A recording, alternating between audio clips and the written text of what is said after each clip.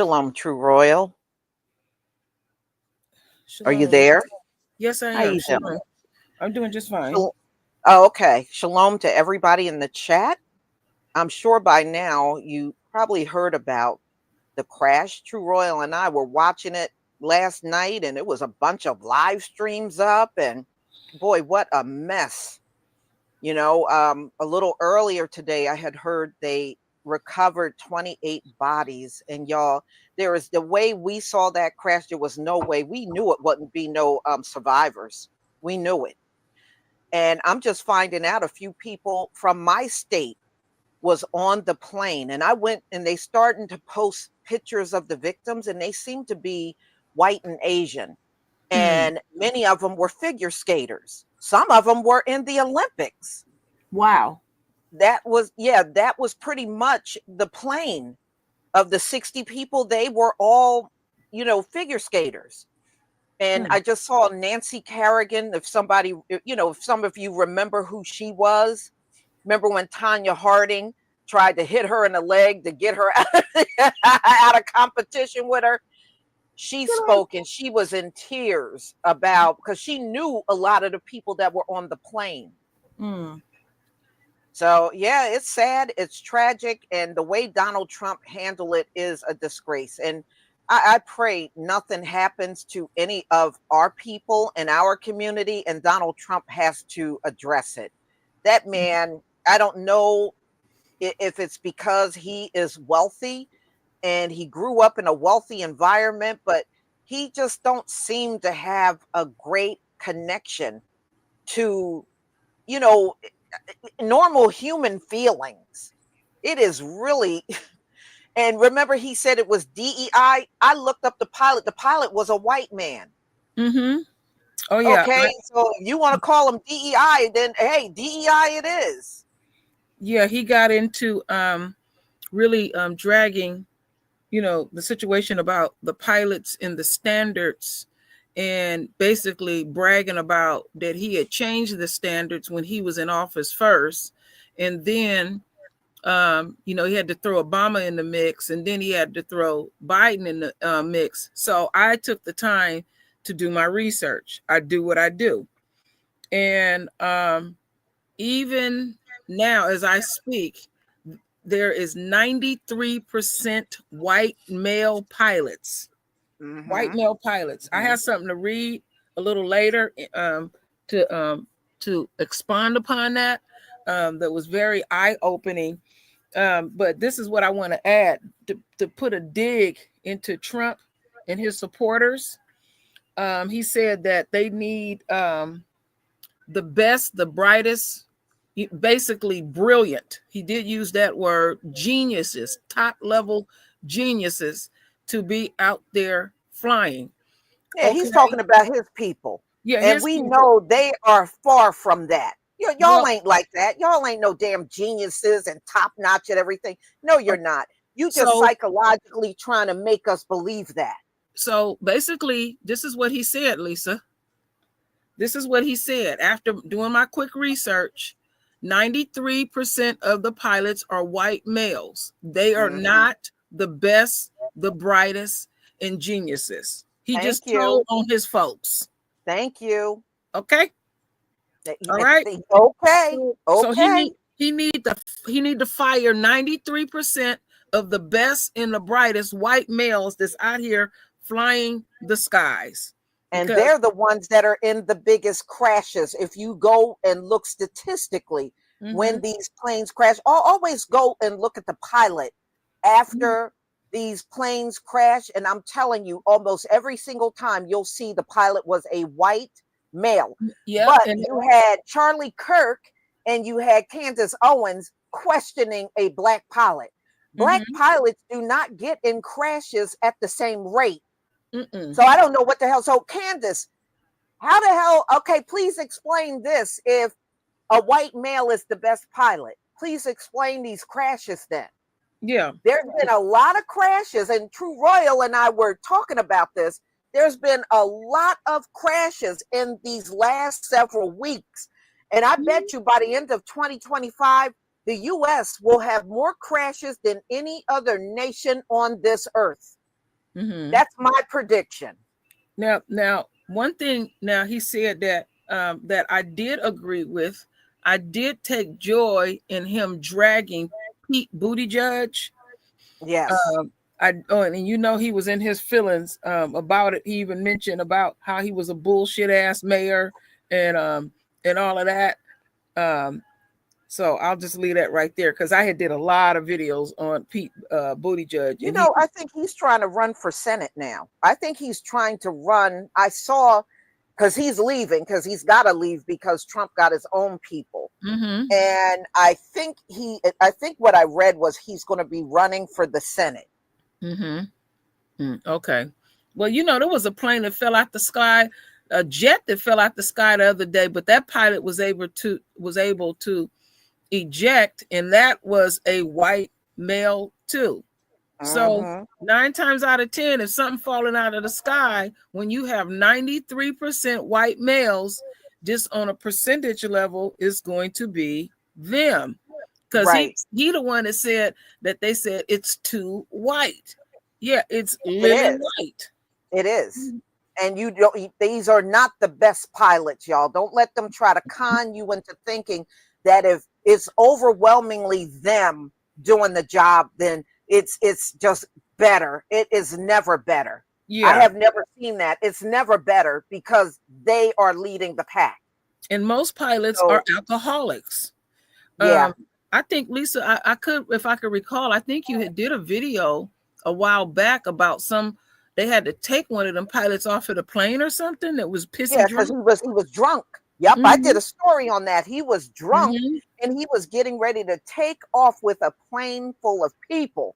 And somebody had to get him off the plane And I think they eventually they had to let him go. They had to fire him. Yeah. And you right, Lady G, when it comes to us in any position that we get, because they come down on us so hard, and this is the stuff that bothers them, we are the cream of the crop. We're gonna be the best. We're gonna be the best of the best at what we do because we know what we are under. So trust and believe. It's like this, and I've told this story before. My grandfather in Arizona, he had a PhD in education. So he taught teachers to teach eventually. Well, with that PhD, my grandfather was driving trucks for Tree Sweet, dumping oranges in the desert. They did not want this man to work. And he was also a part of the Mensa Club. He was a walking genius. And you see what kind of bullshit job that when he first got his PhD, driving trucks. Yeah, well, I want to make another point. Another thing they do is drug trafficking. If y'all remember, it must have been like around 2012, maybe even 2013. There was a stewardess that got caught trafficking. She was using the plane to carry drugs to different locations. And she got caught. And she was a stewardess for the airline. Some of y'all might remember, but I do remember, and she got busted. She was a mule. They do a lot of illegal stuff too. Yeah, they do a lot of illegal stuff too. So, yeah, you know, helicopter pilots, yeah, most of them are white too. You're absolutely white. Right. Yeah, white. And you know, that's the point Donald Trump needs to make.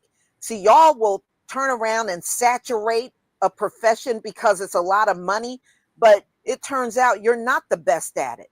You're not. You're just there trying to collect the biggest salaries, but you're not the best at it.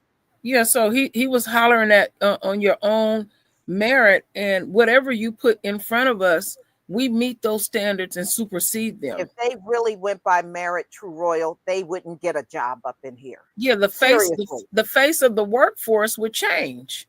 That's why I said the system is still rigged at the end of the day. He talk all that merit stuff, and at the end of the day, they're still going to get those jobs, even if they're not qualified. Yeah. But his arrogant ass want to act like he got some. His folks are brilliant, and they're on the sideline just waiting. They're gonna show us. He gonna drain the swamp, and he gonna replace all these people with all these brilliant folks. Boy, you better watch him. And from a man himself that's not even brilliant. Yeah, you know, and see, they're under the false belief that if somebody got a lot of money, they're really smart. How did they get the money? Well, they got it from a lot of instances, family passing the money down. It has nothing to do with smarts. If the father got a business, then, you know, look, Marjorie Taylor Greene is a millionaire. You know how she's a millionaire? Her father passed a business down to her. Does Marjorie Taylor Greene seem brilliant to you? Not one iota. Okay. Just because somebody got money, see, they think like this. That don't mean that's the most brilliant person in the room. Sometimes that's just an idiot with money. Yeah. Look at Sarah Palin, an idiot with money. Okay, an idiot with money. Yeah, you're right about that. Oh, Lord, that woman ain't too bright at all, Lisa. But I also wanted to add, and I know some of y'all seen it. So families are in a state of shock. They are grieving that, you know, they shook up, and this greasy bastard gonna get up here. Now he's supposed to be the leader of this country. And the first thing he want to do is go in about somebody being incompetent. People don't want to hear that. No, they don't hear that. No. That was so insensitive. And even when the reporters question him about it, he gonna say he got common sense. Well, you didn't display your common sense today. Sure didn't. You must have hid that common sense from the rest of the world because nobody saw it. So anyway, I'm going to play his speech so you can hear. It was the most coldest, insensitive, uncaring speech ever. I mean, this man, you know, as a president, there's times when tragedies will happen and you got to console the nation. This man is not the one. He ain't the one at all. But let me go ahead and share my screen and we will watch this. Okay. So this is Donald Trump addressing the nation about the crash. Give me a one if you can see my screen, because I don't want to get started and people say they can't see it, they can't hear it. Please give me a one if you can see my screen.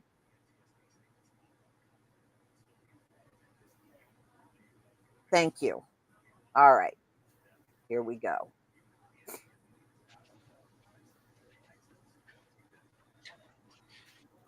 Thank you very much.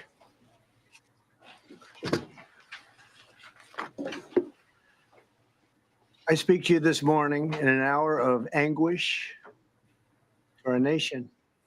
Just before 9 p.m. last night, an American Airlines regional jet carrying 60 passengers and 4 crew collided with an Army Black Hawk helicopter carrying 3 military service members over the Potomac River in Washington, D.C., while on final approach to Reagan National Airport. Both aircraft crashed instantly and were immediately submerged into the icy waters of the Potomac. Real tragedy.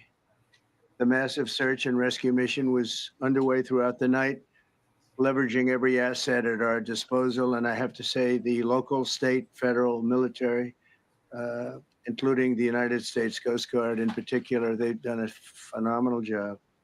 So quick, so fast. It was mobilized immediately. The work is now shifted to a recovery mission. Sadly, there are no survivors. This was a dark and excruciating night in our nation's capital and in our nation's history, and a tragedy of terrible proportions. As one nation, we grieve for every precious soul that has been taken from us so suddenly. And we are a country of we are in mourning. This is really shaken a lot of people, including people very sadly from other nations who were on the flight. For the family members back in Wichita, Kansas, here in Washington, D.C., and throughout the United States and in Russia, we have a Russia contingent, some very talented people. Unfortunately, were on that plane. Very, very, very sorry about that. Whose loved ones were aboard the passenger jet. We can only begin to imagine the agony that you're all feeling. Nothing worse. On behalf of the First Lady, myself, and 340 million Americans, our hearts are shattered alongside yours, and our prayers are with you now and in the days to come. We'll be working very, very diligently in the days to come. We're here for you to wipe away the tears and to offer you our devotion, our love, and our support. Is great support. In moments like this, the differences between Americans fade to nothing compared to the bonds of affection and loyalty that unite us all, both as Americans and even as nations. We are one family, and today we are all broken. We're all searching for answers. That icy Potomac, it was a cold, cold night, cold water. We're all overcome with the grief for many who have so tragically perished, will no longer be with us. Together we take solace in the knowledge that their journey ended not in the cold waters of the Potomac, but in the warm embrace of a loving God. We do not know what led to this crash, but we have some very strong opinions and ideas, and I think we'll probably state those opinions now. Because over the years, I've watched as things like this happen, and they say, well, we're always investigating. And then the investigation, 3 years later, they announce it. We think we have some pretty good ideas. But we'll find out how this disaster occurred, and we'll ensure that nothing like this ever happens again. The FAA and the NTSB and the U.S. military will be carrying out a systematic and comprehensive investigation. Our new Secretary of Transportation, Sean Duffy, his second day on the job when that happened. It's a rough one. We'll be working tirelessly. He's a great gentleman. The whole group these are great people. and they are working tirelessly to figure out exactly what happened. We will state certain opinions, however. I'm also immediately appointing an acting commissioner to the FAA, Christopher Rocheleau, a 22-year veteran of the agency, highly respected. Christopher, thank you very much. Appreciate it. We must have only the highest standards for those who work in our aviation system. I changed the Obama standards from very mediocre at best to extraordinary. You remember that. Only the highest aptitude, they have to be the highest intellect and psychologically superior people were allowed to qualify for air traffic controllers. That was not so prior to getting there. When I arrived in 2016, I made that change very early on because I always felt this was a job that, and other jobs too, but this was a job that had to be superior intelligence. And we didn't really have that, and we had it. And then when I left office and Biden took over, he changed them back to lower than ever before.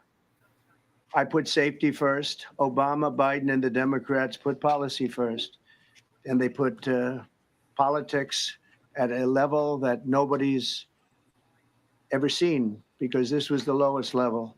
Their policy was horrible, and their politics was even worse. So as you know, last week, long before the crash, I signed an executive order restoring our highest standards for air traffic controllers and other important jobs throughout the country. So it was very interesting. About a week ago, almost upon entering office, I signed something last week that was an executive order, very powerful, on restoring the highest standards of air traffic controllers and others, by the way. Then my administration will set the highest possible bar for aviation safety. We have to have our smartest people. It doesn't matter what they look like, how they speak, who they are. It matters intellect, talent, the word talent. They have to be talented, naturally talented geniuses. You can't have regular people doing that job. They won't be able to do it. But we'll restore faith in American air travel. I'll have more to say about that. I do want to point out that various articles that appeared prior to my entering office, and here's one. The FAA's diversity push includes focus on hiring people with severe intellectual and psychiatric disabilities. That is amazing. And then it says FAA says people with severe disabilities are most underrepresented segment of the workforce, and they want them in, and they want them, they can be air traffic controllers. I don't think so. This was in January 14th, so that was a week before I entered office. They put a big push to put diversity into the FAA's program.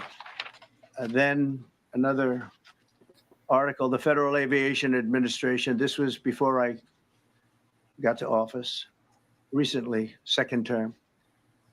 The FAA is actively recruiting workers who suffer severe intellectual disabilities, psychiatric problems, and other mental and physical conditions under a diversity and inclusion hiring initiative spelled out on.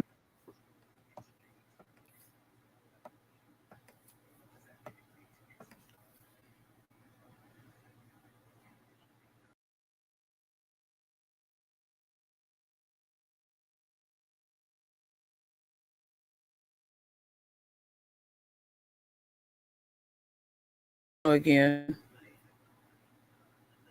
DEI had nothing to do with this damn crash. The pilot, I guess he is DEI. He was a white male. And if he wasn't qualified, then how did he get hired as a pilot? Donald Trump. Well, you know what? See, they're trying to ugly up DEI because they do what they have always done historically. Remember, Black people were the face of welfare, and we now know that ain't true. Mm-hmm. And affirmative action, according to them, we got the biggest portion of affirmative action. That was false. It was white women. And now, according to them, DEI are Black people. They try to attach us to everything, and then when it's all said and done, it's them that are the biggest benefactors of DEI, white men and white women. Huh. Go ahead, True Royal. Were you going to say something? Yeah, I was going to say, now he can say all what he want to say. How long he been the president now? What this is his second or third week or so? Look at everything that's happened. Yeah, everything has happened, but this falls on his lap now. You the president. Yes, it does. Yes, yeah, it you does. you can jump bad and say all these different things. How are you going to lower standards in flying an airplane? So this is going to cut. Okay, we're going to cut some corners here. You don't have to take this test, and you don't have to do this and that. You know, it's like people that drive a car. You know, you can't cut corners driving a car. You know, it's some basic things that go on in a car. You know, you gotta. You know, when you stop, there's a brake, right? You know, I mean, some things that he's so full. He's just so full of it. But I just wanted to put out here. It said, according to the Federal Bureau of Labor Statistics, more than 90% of all aircraft pilots are white males. When looking specifically at commercial airline pilots, the estimates indicates that there are fewer than 7% of them are women, with only, check this out, only 1% are women of color. Right. In fact, there was a Black woman I saw this past, I think this past, maybe last year. She retired and she flied for 30 years with no accidents. Amazing. Not one accident. She flew that long. And on her retirement day, they filmed her in the cockpit. And you could see she had long dreadlocks. She was kind of heavy, but that woman knew how to handle that plane. I'm telling you. Yeah, and I bet you she was the top of her class and everything. Because when it come to us, we supersede standards because we know what we know what we're under, and all. Yeah. So well, didn't Trump fire a bunch of FAA agents just a few days ago by executive order? Yeah, he fired his own people. Because they didn't meet the standards. LVZ, if you're in the chat, I did send a link to you. Maybe he didn't check his email. He'll check it. Yeah, they didn't meet those standards. They're not going to lower the standards for us. No, they're gonna make it as hard as they can on us as possible. I mean, they be looking down our throat. You know? Yeah. Everything that's negative, they try to put it on us. We don't have nothing to do with this plane crash. Not a thing. But you want to twist it around like that. You know, and then you see how quick now that whoever put Trump didn't put that speech together. He couldn't wait to jump into the other stuff. You hear how he lacks in expression when he reads? He almost sounds monotone. He has no expression in his voice. He's just literally just reading, and it looks and sounds that way. Yeah, it does. It has no emotion in it. Yeah, because he couldn't wait to get into he just wanted to get into this blame game and all, you know, you can the things that he was saying about Buttigieg is what he is, like your own folks, when your own folks is BSing around and all that kind of stuff. So really, you don't even belong up there, and you're supposed to be a leader.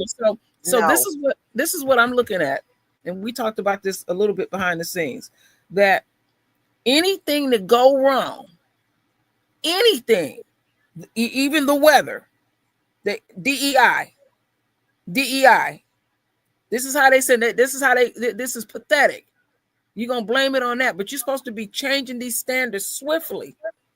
So if it go wrong, DEI. Right. And they don't even meet y'all, and they don't even meet these standards. I just sent it again, LVZ. I don't know why you didn't get it. And they don't even meet the damn standards, y'all. But, every time he talks about excellence and exceptionalism and everything, he's talking about his own people. And we know these folks ain't that. No. We done been around them. We done worked with them. We talked to them on jobs. It ain't no exceptionalism, period. Yeah, you're right about that, Blind Force One. Their hatred is about to destroy them. You're absolutely right.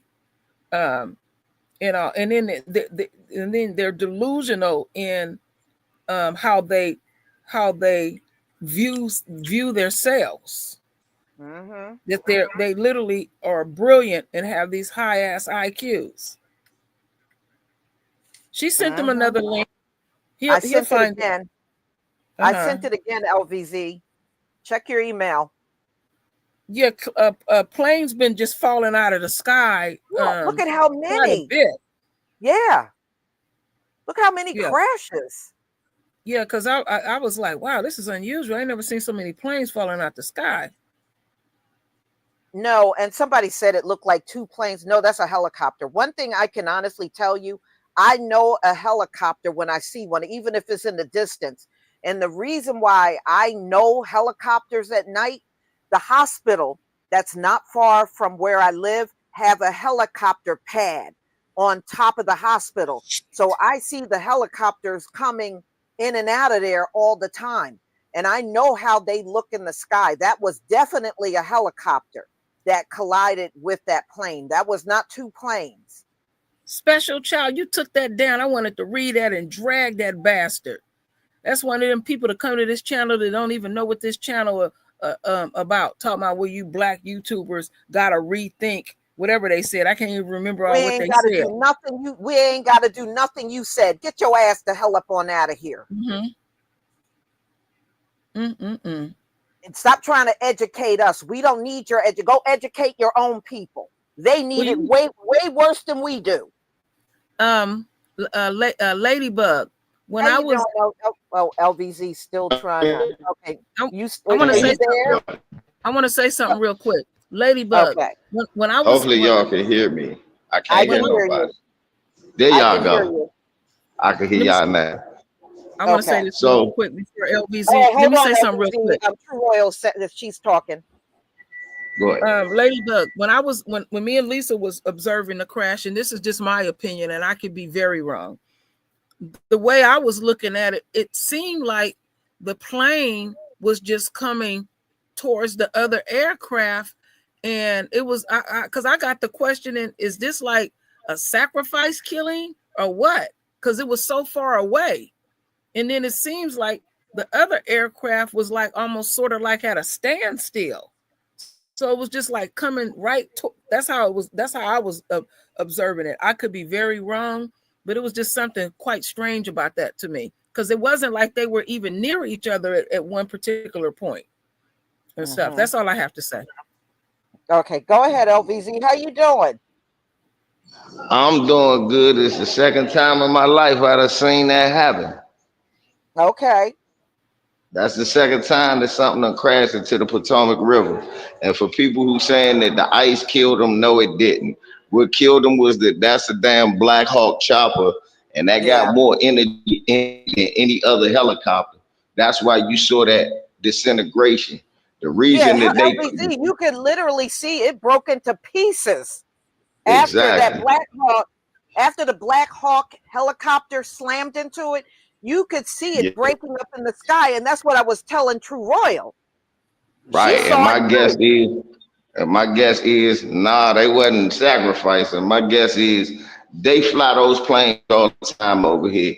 Bowler Air Force Base is right off the Potomac, and that's where they keep a lot of those Black Hawk choppers. Plus the Navy, you gotta remember the Navy Yard on the other side of the river, and they keep choppers there too. It looked like them dumb motherfuckers was flying in the cover of night and they couldn't see them. From what we hearing on the local news, air traffic control was trying to tell the plane to take another route because the airspace might be crowded, but from what they're saying, the message might not have got through, and he ran smack dab into that. This is my local news report and everything. So yeah, so my local news is saying that basically air traffic controllers was trying to tell a plane not to come through that side of the airspace, come another direction to Reagan National, but somehow it didn't get the message. Now, my thing is January 10th, he did an executive order about air traffic controllers firing people. He started firing more people. That's exactly what I said, LVZ. He fired a bunch of people that worked for the FAA. Donald Trump did that. Yep. So, and when he did it, right before he did it, the one of the heads of the FAA was trying to explain to him, we were already short air traffic controllers, and him firing people talking about DEI would have only made it worse. Right. And he did make it worse, apparently. Look at what happened. Yep. Okay. And this is the weird thing about it was crowded, LVZ, because when you look at that footage, you can clearly see one plane was taken off and that other plane, that American Airlines that got hit, was coming in. And then you saw the chopper coming from the west side, and it just slammed right into the plane. It was a lot of traffic out there. And I noticed also, LVZ, when they panned the camera, you could see a lot of the traffic had stopped on the road. People saw all that commotion going on. Yeah, they did. A lot of people saying that the last time that happened, people died on that damn bridge. Uh-huh. That's what the amazing part is to me, is some people didn't get killed on that bridge because the last time 4 people died on the bridge when the plane crashed and just went into the water. It didn't even hit nobody. Okay. So yeah, they said that Black Hawk was on a test flight. Yeah, that's what I'm saying. They do a lot of missions like that around me because, like I said, right there off the water is Bowling Air Force Base. And because now they done tore down the neighborhoods, they'll practice more because there's nobody to complain. They done tore down a black neighborhood right there. So gentrification got a little bit to do with it too. If you ain't gentrified a neighborhood, you wouldn't have been flying no helicopter at that time of night. Yeah. No, it was a lot of figure skaters on the plane. And they said a couple of people from New Jersey in my state were on that plane. And some of those people were in the Olympics. These were figures because when they showed the victims, all the victims are either white or Asian that were on the plane. That's all I'm trying to figure out, how is it DEI, ladies, when wasn't nobody black on the only thing black. LVZ, the pilot was a white male. In both. This is my thing. The American Airlines pilot was a white man. Right. I guess it's DEI because the helicopter was black. Yeah, maybe that's what it is. It was a black Hawk, y'all. So that's a DEI Hawk. They should have had a white Hawk helicopter, and then nothing with the crash. Okay, now we're going to talk about what Donald Trump said. True Royal, you listen to this man speak. If you were a family member that lost someone in the crash, how would you feel about what Donald Trump just said, addressing the nation? Are you there? Maybe she's. I'm there. I'm there, Lisa. I had to go in another room. That's okay. All right. I'm here. I've been listening the whole time. You asked me how would I feel? Yeah. Oh, Lord. I would cuss that bastard out. I really would. That's exactly what I would say. Cuss his ass out. Yeah, I would just cuss him out with his insensitive ass. That's just how I feel about the situation. And then I would have proceeded to talk about how incompetent he continues to be and throw his words back in his face because he was talking about himself. Right. And he's talking about his people. And then, see, it's good to have somebody local, like we say, boots on the ground, stuff I didn't even know that LVZ is talking about. And you know, with him doing all this mass firing and then rushing his folks in, this is on his watch. Right. You know? So how long you gonna keep blaming? Well, you know what? He blamed, when I looked at an article, it said he was blaming Biden, and he even went way back and blamed Obama too for what happened. Obama, yes, he did. I He listened blamed to it. Obama and Biden for what happened. Mm-hmm. Yeah, he can't. None of that shit he said was true. No, none of it was. No. You know, Trump don't have no problem standing there before folks and lying. But see, to me, he's what I like. The part that I like is he's because, like, you know, when we were all together talking the other day, and the word I kept using was shock and awe. Where, you know, he's signing everything, just throwing atomic bombs everywhere, nothing with no finesse or anything. So he's revealing how they're shaping how his presidency going to be. All they're going to do is bitch, whine, complain, moan. If you don't go along and get along, I'm going to shut this down. I'm going to do this. I'm going to do that and stuff. And you better go along with what I got to say and all this kind of stuff.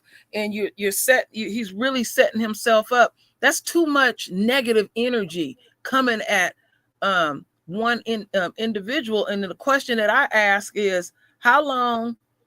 It's just deep. Put it this way. I put it like this. If Obama would have did this, how long would he have been up there on that greasy throne? They would have taken him out. It's astounding. It's astounding. It's like his own folks are sitting there frozen and the house is burning down and nobody not going to move. They just going to stay frozen and then burn the hell up in the house. And what makes it worse, True Royal, they got an excuse for everything. Yes. If you point this out to them and say, you know, what the hell does DEI got to do with people dying on a plane crash when the pilots were all white, right? They'll just come back with some excuse. They never, ever challenge Donald Trump and say, wait a minute, this ain't right what you're saying. No, they'll just come with some excuse or some kind of cover for him. They always do that. You know, that's how you know they can't be a competent people, because when they're inadequate in something, they don't want to deal with it. Well, this is what they have said about our culture, that all we do is whine. No, and blame. We gotta go above and beyond in whatever we do. We already know that. Yeah, I even heard when I was still working, even the Mexicans was even saying that that's what we do. All we do is whine, whine, whine. They some of the whiniest folks. We whine, but look at who they're trying to come to now that they're being deported. They want us on their side. They want us on their side. You should see all the videos they're pumping out over there on TikTok addressing Black people over their mass deportation. Just get their ass the hell out of here. It don't have nothing to do with us. Yep, carry your ass. I ain't got nothing to do with it, Consuela. And I'm sick and tired. It seemed like every single group that's going through, first it was the Palestinians, then it was the Jews, and now it's a Latino. So every time they going through something, the first thing they want to do is reach for us. We ain't got to deal with your situation.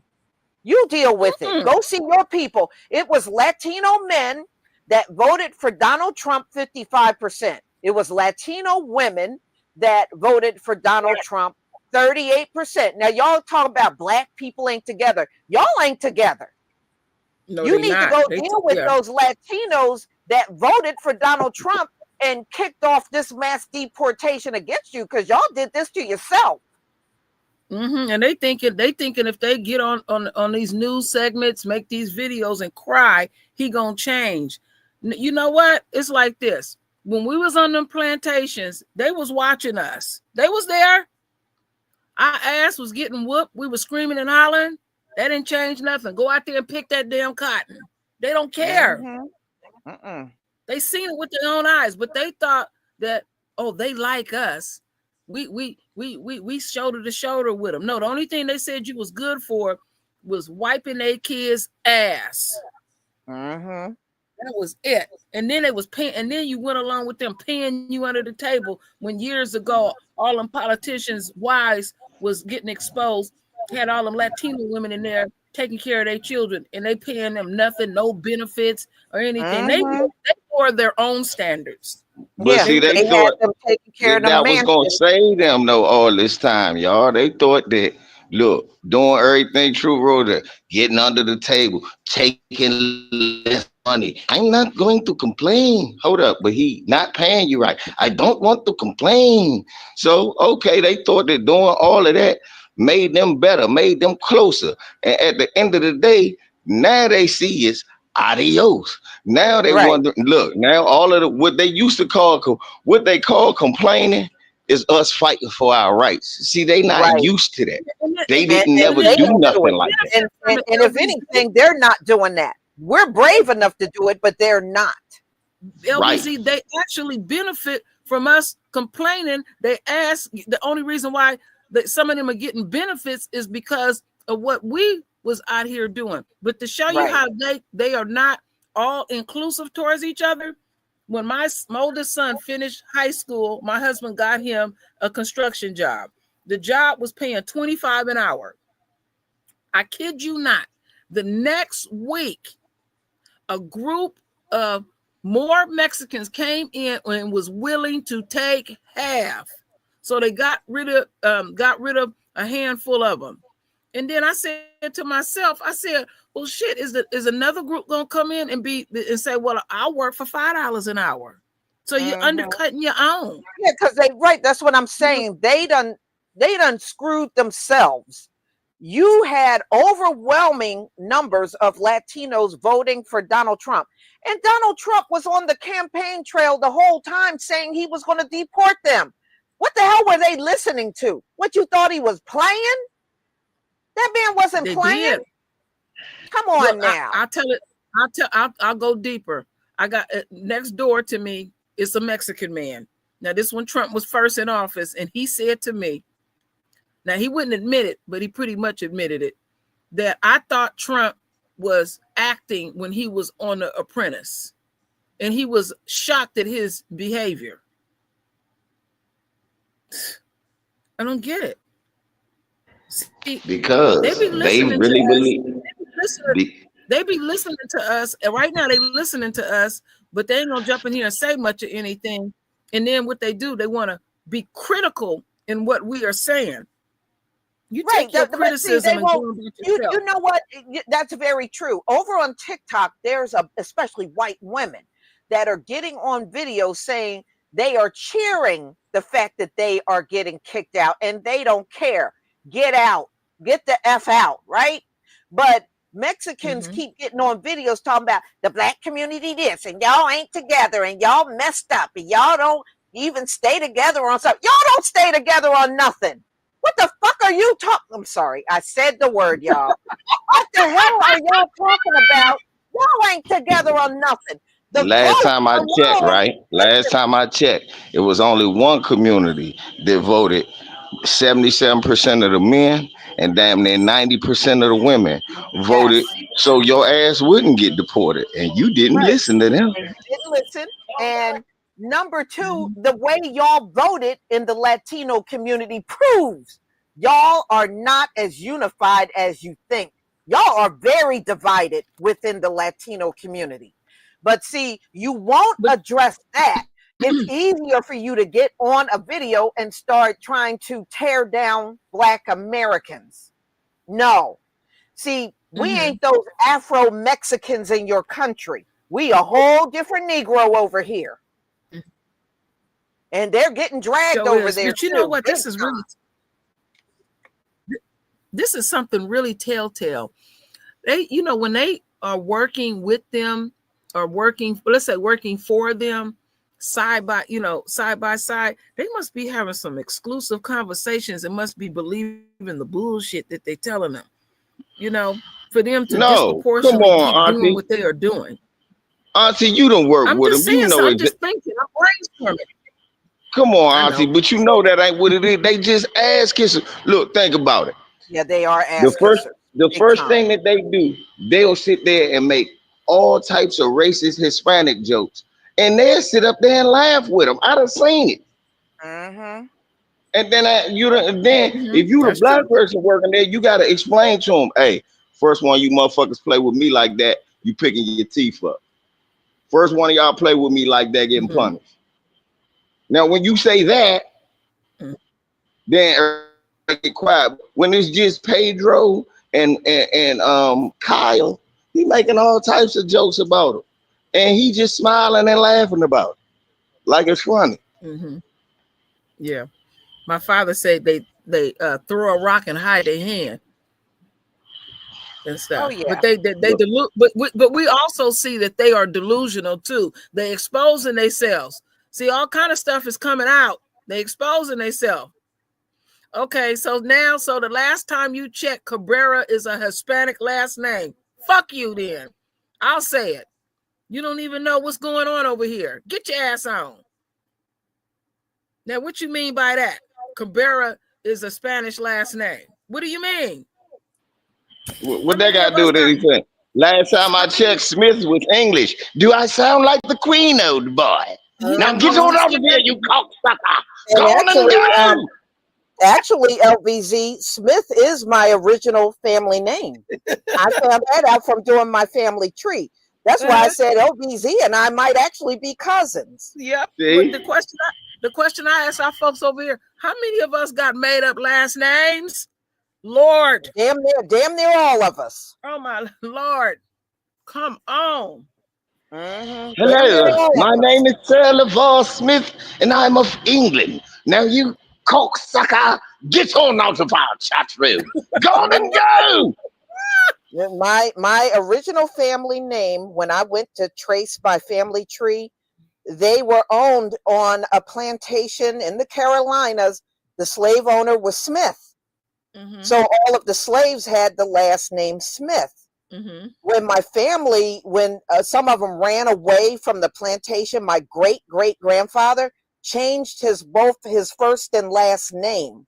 And he went down to Irwin County, Georgia. The reason why he went down to Irwin County, Georgia. See, she telling the truth, and now we can't hear Lisa. Ain't this some shit? Gotta wait for her to come back in on her own damn channel. Trump did that. Trump did, shit. Yeah. Let's blame him. DEI, Trump. You a DEI? You a gal. He's a WEI. he's a PEI, auntie. He's a Peckerwood. Peckerwood Equality and Inclusion. PEI, y'all. Yeah, Trump did it. That's how we gonna do anything go wrong. Trump did it. Just keep throwing it in there. Yeah, we got a DEI president. You right about that, Cynthia Brooks. Absolutely. Right. Last time I checked. Shit. My husband's last name is Santana, and he a big dark black man. And if you saw my man, he's a big 6'2", burly black man. Right. He is the epitome of a masculinity. This man, you come to my door and see how nasty he is. I don't like people coming over here. He's very nasty. That's right. Cuss their ass out, bro. Get a long way from here. What I was saying was my family, I'm going to repeat it. My initial family name was Smith. My great-grandfather ran away from the plantations. Now, I don't know where LVZ's people come out of, but mine come out of North and South Carolina. South Carolina and Maryland. He ran into Irwin County, Georgia.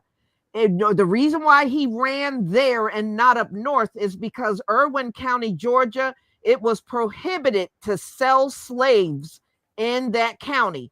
So when the runaways would go there, they had no fear of being sold off again. He changed his first and last name to Thomas. And before I got married, I was Lisa Thomas, Thomas. And that stuck. Once he changed the name, his first and last name, that became our new family name, Thomas. Mm-hmm. but originally it was Smith. And you know how a lot of times we could be related to somebody, but we just don't know because of all the stuff that happened to us historically. Yeah. Mm-hmm. Exactly. LVZ and I could be cousins and we just don't know it. Yep. That's how Yep. look, that's how I found out distant cousin is Taraji P. Henson, because on my father's side, their original name was Henson. Wow. Yeah. And their plantation, and all of us come from basically that same plantation in St. Mary's County where my great grandfather came from. You come from Right. so your bloodline come from that brilliant brother that took them deep Right. snow trips. Woo! Yep. Uh-huh.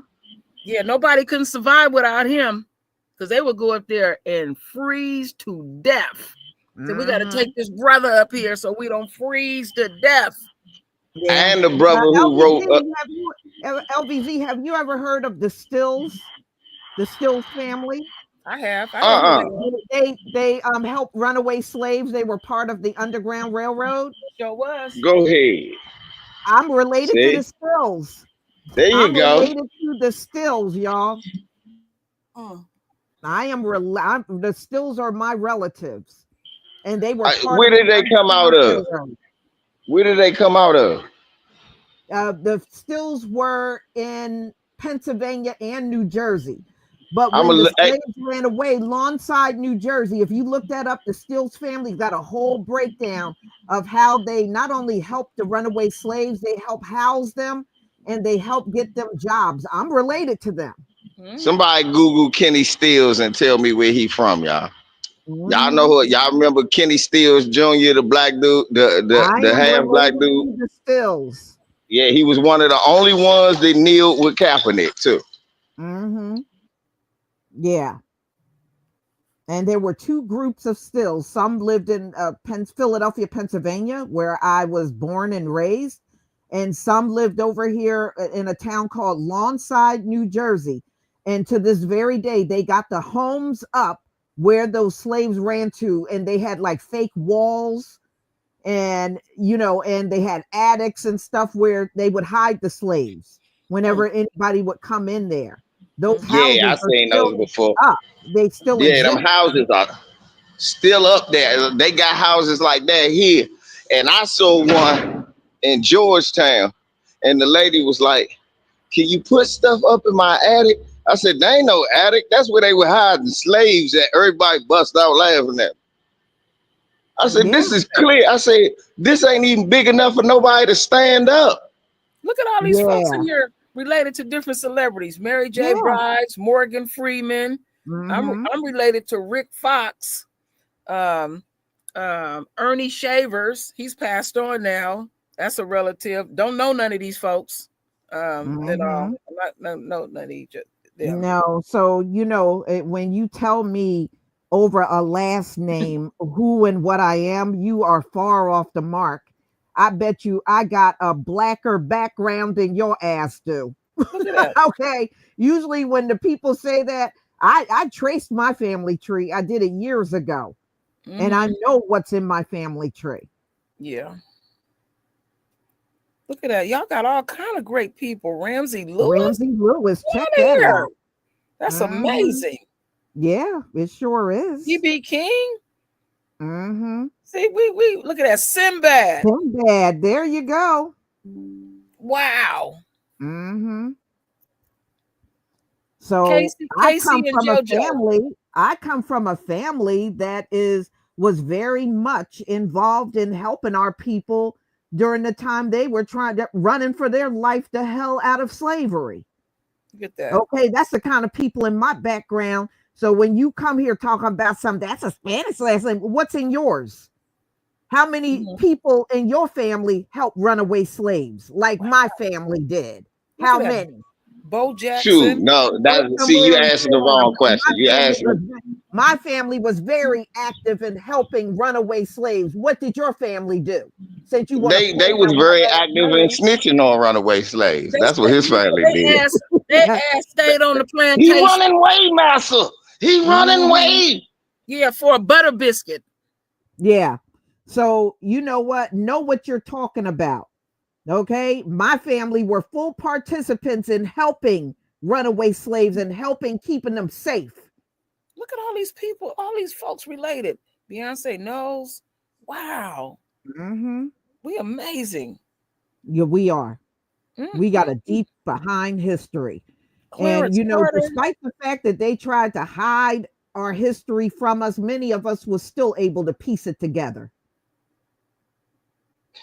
Hey, Lisa True Roy, that dude granddaddy was in the front in the yard while our family was picking with biscuit crumbs around his face. They running away.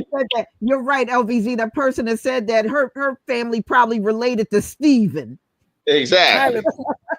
I can't get over this list. Lisa, she still got the butter biscuit recipe that he had handed her down from.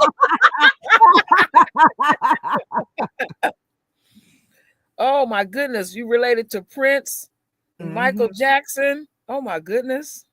Yeah. The Jacksons and Stevie Wonder are cousins. Did y'all know that? I know you told me that. The Jacksons and Stevie Wonder are cousins. Well, unfortunately, which I vowed to never say it again. I know some of my famous white relatives, and I'm like, I said, I'll never repeat it again. I call them the rapists in my family. Nah, I'm gonna tell you something. I ain't tell nobody.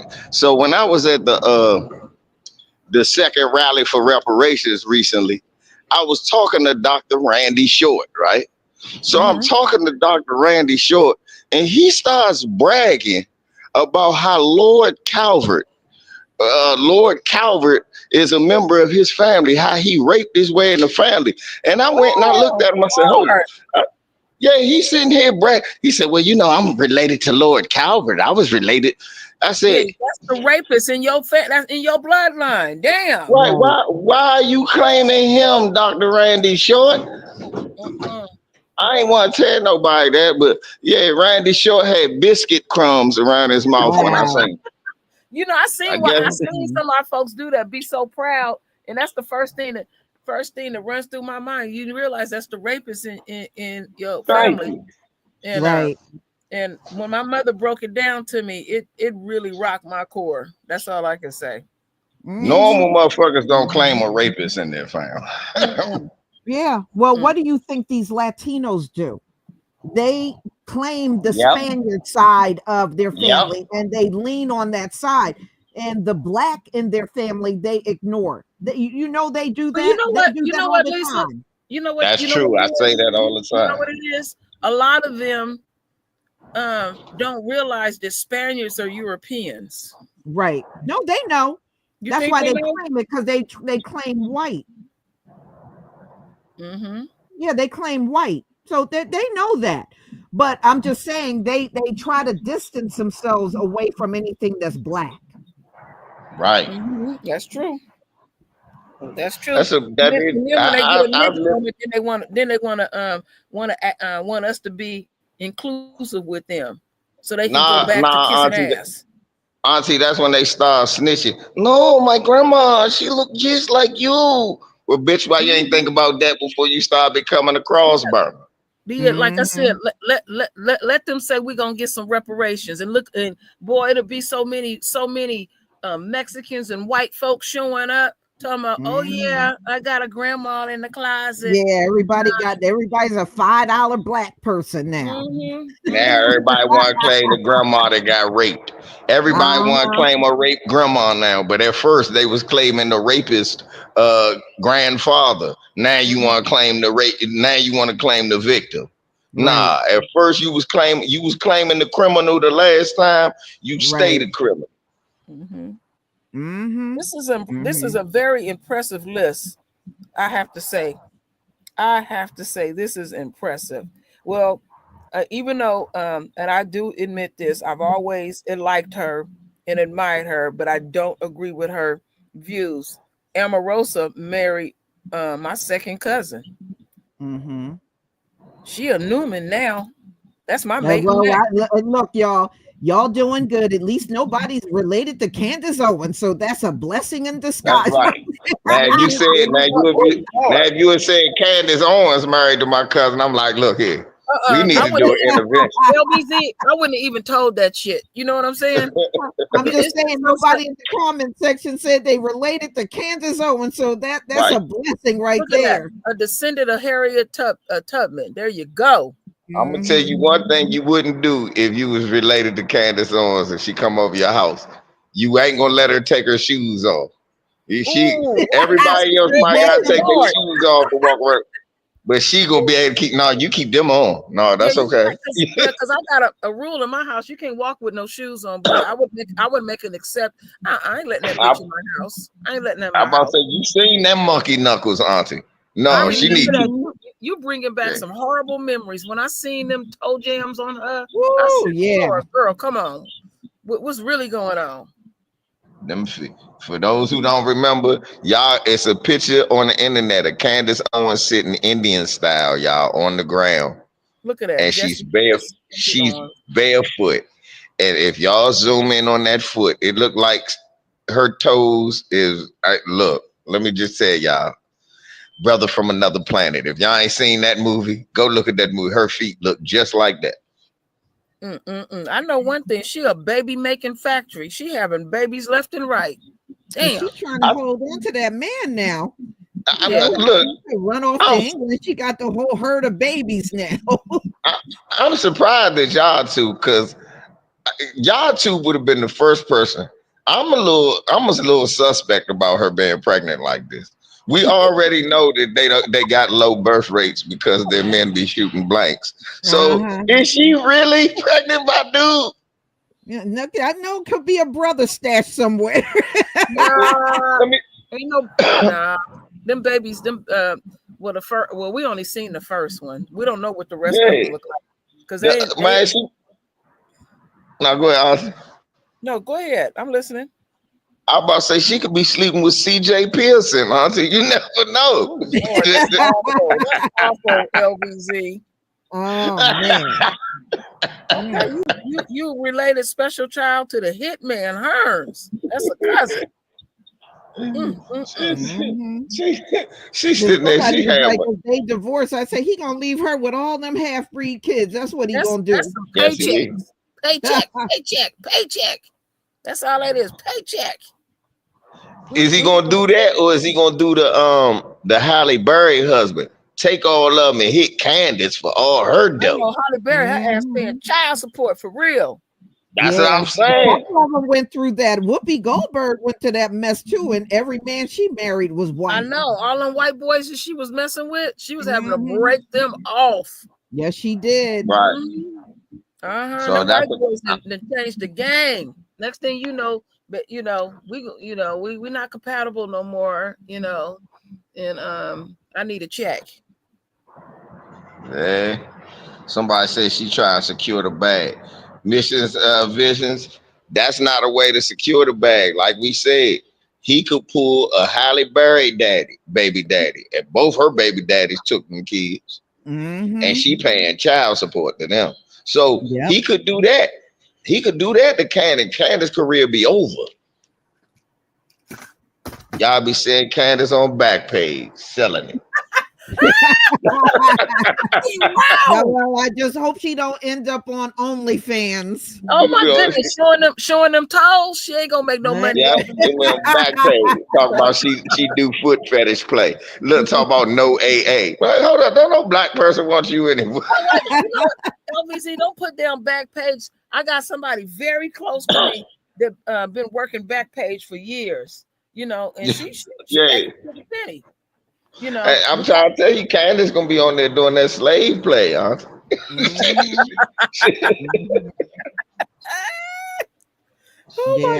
be on there doing that slave play. Talk about no African Americans. Wow. But you know what?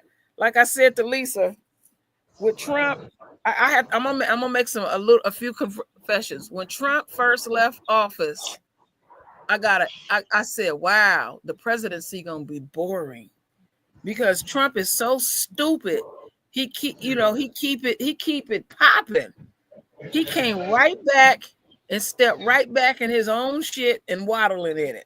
I mean, every day. But I mean, now the stuff is accelerated, is rapid, and it's like day by day. I get consistent calls from the same people every day. Did you hear what Trump did? I read this. He did this. He did that.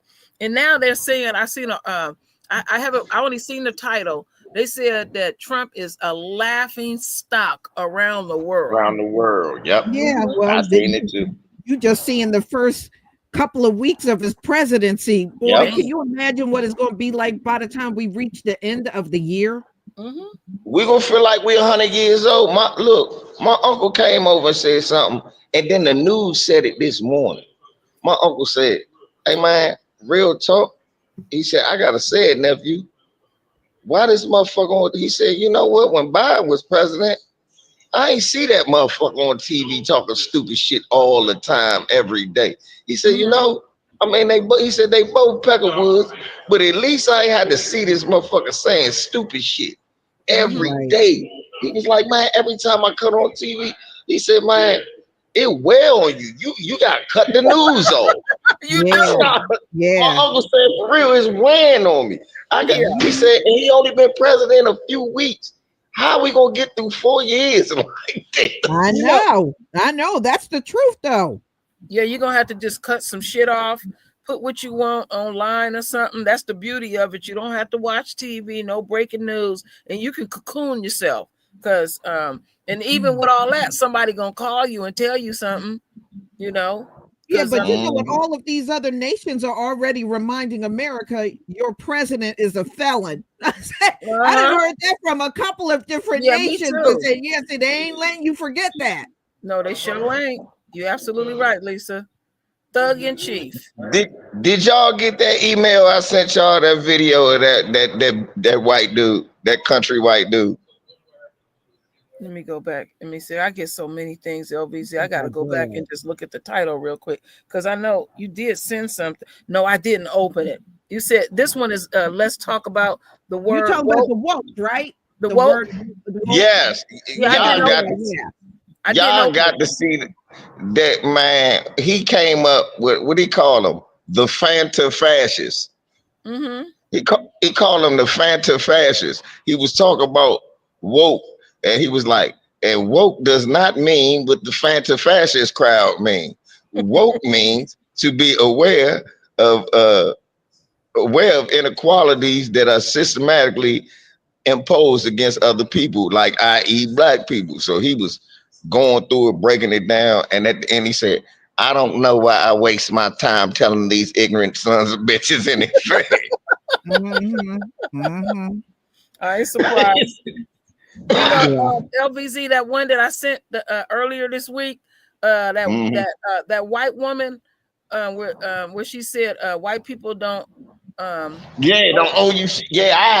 That's what's so funny. I just saw it that morning when you had sent it. Before you had sent it, I was looking at it. Yeah, and I said, damn, this white woman is going in on her folk. She was going in. Was she's like, hold up. They don't owe us shit. They've been the only people consistently fighting this shit the whole time, and we don't listen. They've been trying to tell you the whole time, and you don't listen. But what I like about her is she doesn't pander to us, because you know, like that Jane Elliott, she be pandering. Oh, I can't stand her. I can't stand her. She pandering. Jane Elliott phony. Yeah, she just making some money. That's making money off of black misery, you know, but filling her pocket up. This white woman knows our history. She knows who we are, and but she's going in on her folk, and everything. I can tolerate her so far. I'll see, because I don't listen to all of them like that. I'm not hung up on. See, this is like Snoop made me want to slap the taste. He just in love with Jane Elliott, and I said, "That ain't nothing but some damn feel good words." That's all that is. She's just finessing everybody. Yeah. Jane Elliott said she against reparations. Well, she's a racist then. Jane Elliott. But you know what? A black man recently put her in her place when she said, black people shouldn't get it unless the natives get it. He dragged her ass and said the natives already got it.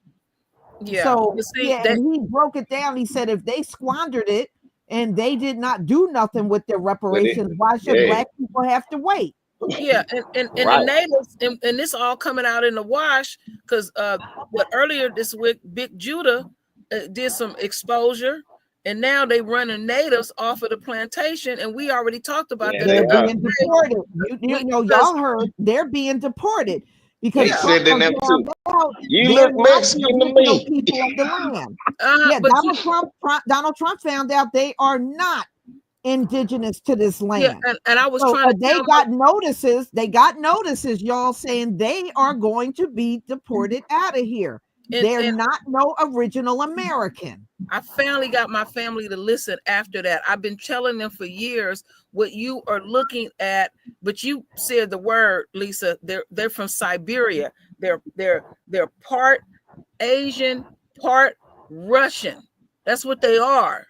And then if you go to the countryside, all up in China and stuff, I call them dirty Chinese. They got a darker hue, they got a harder look, and they look just like these so-called natives that's on the plantation. Yeah, they're on the reservation. The Mongols. That's what they are. The Mongols. There you go, LVZ, right there. And so Donald Trump, no, they are not. He found out they are not indigenous to the land. They are not entitled to all the reparations they got. They're not even entitled to be on those reservations. And let me tell you, he said he's warning all of them. They're going to be deported too because they don't belong here at all. And let me tell you who else is in on this, because my aunt just think the world of him, Henry Louis Gates. How many black folks that got up and said, oh, it's Indian in my family, not realizing that what they should have been saying is, we are native to this land. Not all of us came from a Kibalan. We were right here. We indigenous to the whole damn planet. Yeah, but even Genghis, somebody put Genghis Khan. Even Genghis Khan had a black mother. If you go back and look at the history, his mom was a black woman. Wait a minute, Lisa, it get deeper than that. They went to the remote areas of the Great Wall of China, some archaeologists, and they started digging that stuff up, finding pottery identical to pottery over in Africa. They started breaking it up, trying to hide it. All of that. We built that Great Wall. Yeah.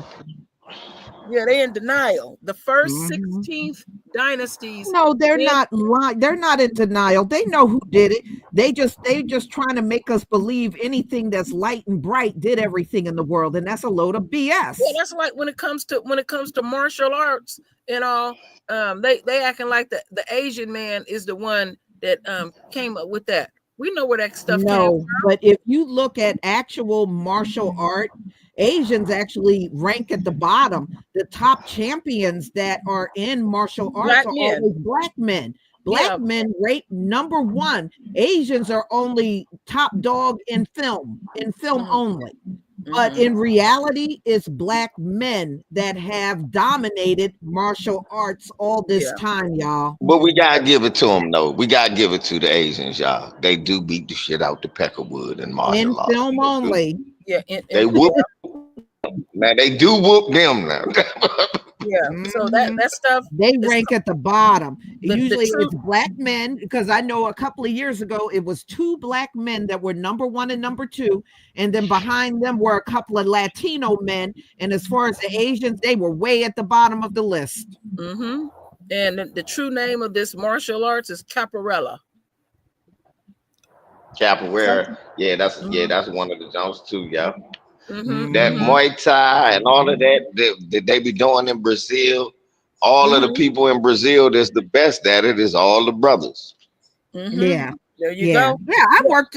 When I went to junior high school, I had a black teacher, and she and her husband were both black belts. And in fact, they came in one day to the school and did a demonstration. They were good. You know, Hermina Shabazz, you talk about the Bruce Lee that trained all black people as soon as he got over to Oakland. Yeah, is that who you talking about? That Bruce Lee, the Bruce Lee that spent most of his time training black guys. Yeah, said Bruce Lee Even when they had good Asian martial artists, their first students was black students. Right. And if you go and look, there's a couple of stories out there where a couple of black martial artists beat the hell out of Bruce Lee. He couldn't beat them. Yeah. There was, when I was living in Alameda, there was a really nice guy, very shaped very well. He was from some region of Africa. It'll come to me in a bit. And one time the manager was messing with this man. He was very soft-spoken and all. And he told my husband he was going to take him out. This manager, he was from India. He kept messing with folks. Lisa, I found out this damn man was the #1 fencing expert in the world. He was so damn good, he outdid his teacher. I said, see, you don't know you be messing with out here on this planet. That man could have just took that little thing and hit him one time and put him to sleep. But he was so... People just look at you and they think they know. True Royal, back when I was still in corporate America, I had to go up to New York City for a meeting. So I had to go into the city. And my car would not start. It broke down at that very moment. So I ended up catching the train into New York. And when I was waiting for the train, it was me and a couple of other mostly black people. It was a few other people there too. Well, this little skinny, puny looking black guy was messing with this big buff black man that was older. And I just kind of looked, I was like, I wouldn't mess with that man. Don't assume that an older black man can't kick your ass, because they can. So he kept messing with that man. Do you know that man knocked his ass out cold? Yep, I believe that. Because a man got age on him that he can't kick your ass, because he still can. In fact, boy got up and yeah, you should have seen that little boy didn't have nothing to say when everybody was around him laughing. And when they got him off the ground, he looked like he was so embarrassed. That's what I'm about to say. In fact, I should know, nobody is waiting to give that last ass whooping out like an old brother. Yeah, he gonna hit you with everything he got. Right. He waiting to get that last ass whooping out to show he still got it. I remember one time when I had it. That man still had it. LBZ, he looked like he went to the gym. He was all built up, but he was an older man. And I looked at him, I said, I wouldn't mess with that man. Yeah, you never know who you're gonna run up on. Like at those bars, they have those at some of them hunky tonk bars, you can go a box like 1 round or so like that. And they were doing it at this one, they were showing it videos of it, and these white boys get drunk, they swear up and down they can fight them a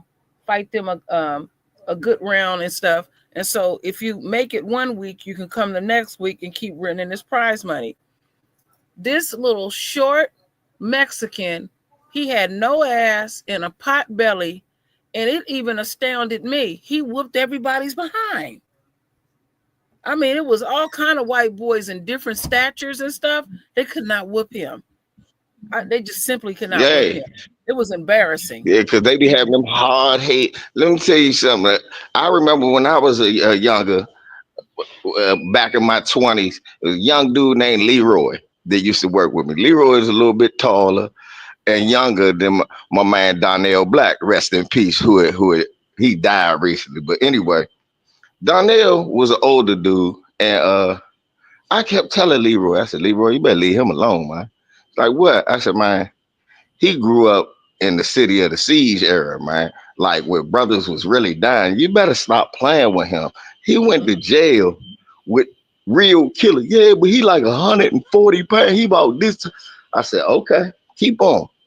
So he was messing with Black, y'all, throwing leaves at him. And Black told him, you throw one more leaf at me, I'm gonna make you eat all these damn leaves on the ground. So he picked up a handful of leaves, threw them, tried to laugh and start running.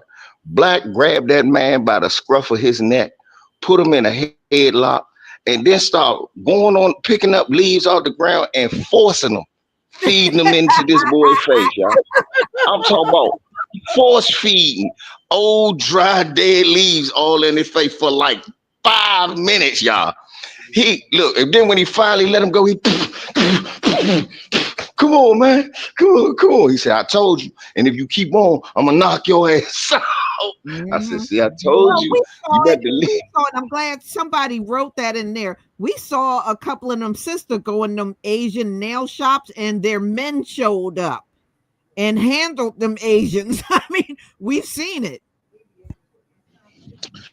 Oh, somebody said Leroy kept acting up. Yeah, and you know the best part about Leroy, y'all, Leroy was half white. So I kept explaining to him. I said, brother, I don't think you understand. That might be your white side playing, but brothers from Southeast don't play like that. You better leave that man alone. Yep. You never underestimate a person. I was thinking about, I had seen this video where this no, it wasn't a video, it was cops. This black woman had called the cops. Her husband was acting crazy, and when they drove up the street, when the cops was coming up the street, she was a big woman and he was very small in stature. She tied him up with some telephone cord, and the cop said, oh, we ain't gonna even cut it off, you did such a good job and stuff. I mean, she had homeboy tied down. I don't know what he did. Stop playing game. Yeah. Better stop playing game. Yeah. That big mama, I would have loved to seen how she did all of that, but she had homeboy, he was just sitting there. But he was drunk. He was drunk. Yeah. My husband but when I was on TikTok, them going back to the natives, some of them were sitting there laughing. I said, it ain't gonna be funny when Donald Trump sends ICE, because Donald Trump said he gonna send ICE on those reservations. Well, Lisa, I was looking get their asses out of here. I was looking up to see if any of these white folks were being deported. They being deported too. Yep. Yeah, I know it's a lot of them. I know there's a lot of them illegal here from Canada, because I worked with some of them that were not supposed to be in the country, but they were working in these big corporations, and I've actually worked with a few that were illegal here from Canada. But like down, like in Oakland, in the Fruitville district, they got these places you can go to get fake this, fake that, and all of that. Okay. So this is what I'm asking y'all a question. Actually, I'm asking everyone a question. So when these white folks come over, they're flying over 9 times out of 10, and they got to be having something set up in their community. The ones that are over here illegally, they always want to, point to whoever they want to point to. That's how this country is. But when they come to their own, they got their little mess going on too as well. Because I'm wondering about these white folks to come over here legally and fly on a plane, and then somebody doctoring up them a passport or a work permit or however they do it, at the end of the day. Yeah, like Free said, they come and just overstay their visas. And then they and then next thing you know, they got them a bomb ass job, or already got one lined up for them, and all. This is just what gets me. That's why anyone is out here listening is scared to say anything to us. That's why when it comes to our folks, we don't feel nothing because of our history and how you come over here and develop an instant attitude. We ain't did nothing to you. You think you superior. You think you better. And now you got the nerves to get mad at us. We have no history of oppressing y'all. Your oppressor is doing what your oppressor is doing. That's the thing. They're on the videos over on TikTok, Mexicans calling black people racist. I was like, are you kidding me? Racism is all through those Latin American countries. How you gonna fix your lips and call us racist? We didn't put no mass deportation plans to get your ass out of here, but you want to address those people. But you know what? They show you how phony they are, and show you also what they thinking, Lisa. They still thinking they might be able to come back. So they ain't gonna say nothing harsh to white folks and get mad at them. They still really think they coming back. Mm-hmm. And that joker, the way Trump get down, he would deport his mama if she was still living. He don't care. Don't care. Mm-hmm. We've been trying to, But the thing that's surprising that I can say that I've been hearing when it comes to people I've been talking to and within our inner circle is we said certain things were going to happen. It superseded.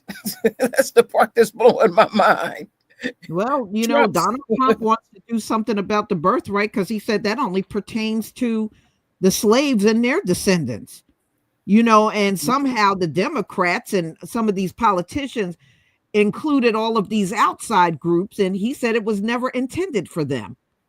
Okay. Yeah, but that's just like that crap Putin did, just trying to pacify y'all by saying that little bullshit to get a little brownie point. That don't work for me. You ain't look. It was only for the Black American, but you're not doing this for us. So don't invoke none of that. Like, don't even do that. You're not doing this for us. You ain't doing this because we asked you to. Now, if you are stop. doing it for us, if you're doing it for us, why don't you give us the same money you gave all these other groups that came in That's here? what I'm about to say. To be honest, you want to say? I'm about to say, to be honest, you could wait on letting them go and just give us our money, and then you can send them back whenever you want to. But give us our money first. Right. Gave money to these Native Americans, all of these illegals that came across the border. You gave the Asians a crime bill and money. You gave money to everybody up in here that came from outside countries, but you're saying that the 14th Amendment pertains only to the slaves and their descendants, and you haven't given us one dime. And then they want us to run. That's why I keep throwing it back in the Democratic Party's face. We just supposed to blindly vote for them. They play these little song and dance games with us every damn 4 years, and you can predict what they're gonna do. They're gonna run to the church, then they try to sound black when they're in there speaking, and then you're supposed to vote, and then Obama didn't make it better. Well, I'm gonna start it like this. Gavin Newsom, I'm here in California. I heard somebody say, pulling what they pulled with that reparations thing here, that this is going to cost Kamala the presidency. Because a lot of people don't know that Kamala put her John Hancock on it. And they was getting ready to make history. I went and studied this stuff because I said, since I'm in California, I need to know the ins and outs. And some people just think, oh, it's just reparations. We're going to get some money. It was broke up in 14 parts. They was only voting for one part. And that one part that they were talking about was the housing end of it, where Black folks had their properties taken from them and all. And so eventually what happens is all the other parts would eventually be enacted too. But I said, now Kamala's hat is in the arena. They thought she was a shoe-in. Gavin is looking for a cabinet position, and then the Black Coon Caucus of California, they gonna follow suit and be a part of the staff. They all had it all in their head, and then they're gonna be sneaky, do the shit on a Saturday, and it was still a shitload of Black folks down there at the Capitol. And you should have seen how some of those. It was a Black man came out and made faces towards the folks. It really hurt them. And even it get deeper than that. Even the Mexicans that was there that work on the assembly floor, they always want Black folks to vote things in for them. They act real brand new. And the excuse was, well, Newsom, he was gonna vote it down anyway and stuff. No, put it out there anyway. You don't make the decision for him. He's the governor. And what it did, it cost the presidency. And see, they played with Black folks because they even was trying to do some sort of reparations crap in San Francisco. But if you would have seen the standards that you had to meet, it was crazy. It was, I mean, it would have been no more than like 5 people that would have met those criterias. You know, it was just when I was reading that, I said, they make you jump hoops and all. And then they used the same insulting thing. Newsom said, well, I'll put a few million in it and we can continue to study. What the hell is there to study? Ain't nobody looking for no damn. We know the study is nothing but a sham. Yeah. You know, it's amazing. You didn't have to do no study to give all these illegals money. No. A place to stay. No. Money for food. You didn't have to do no study for that. Yeah. Yeah. Well, put some money Well, in. to be honest, they didn't have to do no study because they gave them the money. We gotta stop acting like they just showed up here. No. And it wasn't even a whole bunch of them here till 1980 when Reagan gave them the amnesty. Once Reagan gave them the amnesty, that's what started what we know as people illegally immigrating over here. And then when Bush extended the amnesty because his brother's married to a Mexican, it made it even worse. We got to be honest. A lot of people think, oh, it ain't had nothing to do. It started with the Republicans, so the Republicans should end it. But what you're speaking on, LVZ, is real deep. You're going back to show how they were like, it's like they were testing certain things. Like some of the people that are listening to me now that's up in age, and I was concerned about this too. When Ross Perot threw his hat in and out of the arena. No, let's even go further back. David Duke, when he was entertaining being a politician, they were testing just to see how would people really go for it. Then it was Ross Perot. And I said, these white folks is getting about to do something. Now, we already know it was already blatant racist, the good old boys, politicians, but no, they don't forget Gingrich and Buchanan now, because you're cooking, but don't forget them two evil.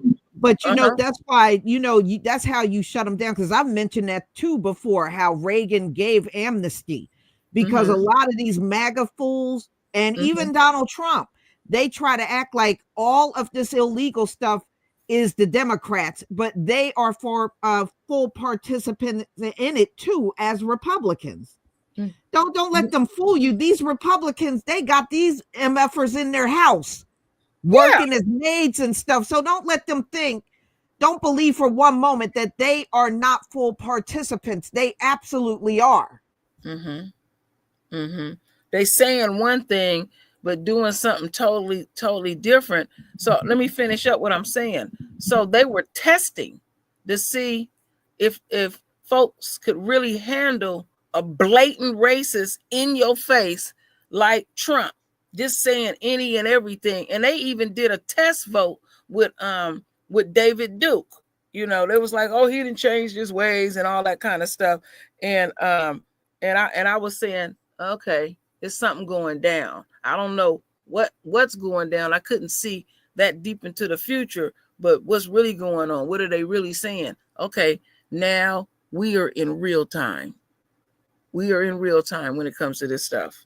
And then when Trump first got in office, these white folks want to act like, oh my goodness, that's disgusting what he's saying. No, the stuff that he is saying, the stuff that he is doing is really what's in your heart. Now he's back in office again, and they letting you know they have had a deep resentment, because if they had it their way, they would be saying, nigga, get back on the plantation, get off the sidewalk, you reckless eyeballing, you going to jail, let me see your walking papers and all of that. They want to go back to this type of stuff. So they got to find another way to do the same old crap that they doing. Okay, so you said Ross Perot got almost 20% of the vote. Okay, some people. Yeah, he did. That took the vote away from George Bush in that first election that Clinton won. Remember, it's kind of the same thing that they was trying to blame Jill Stein for while Hillary Clinton lost, but it wasn't the same. Ross Perot literally had a chance to win that race. Then he messed it up. But like you said, at first people liked Ross Perot because they thought he was a populist. Yes. Then people started digging into what he was saying.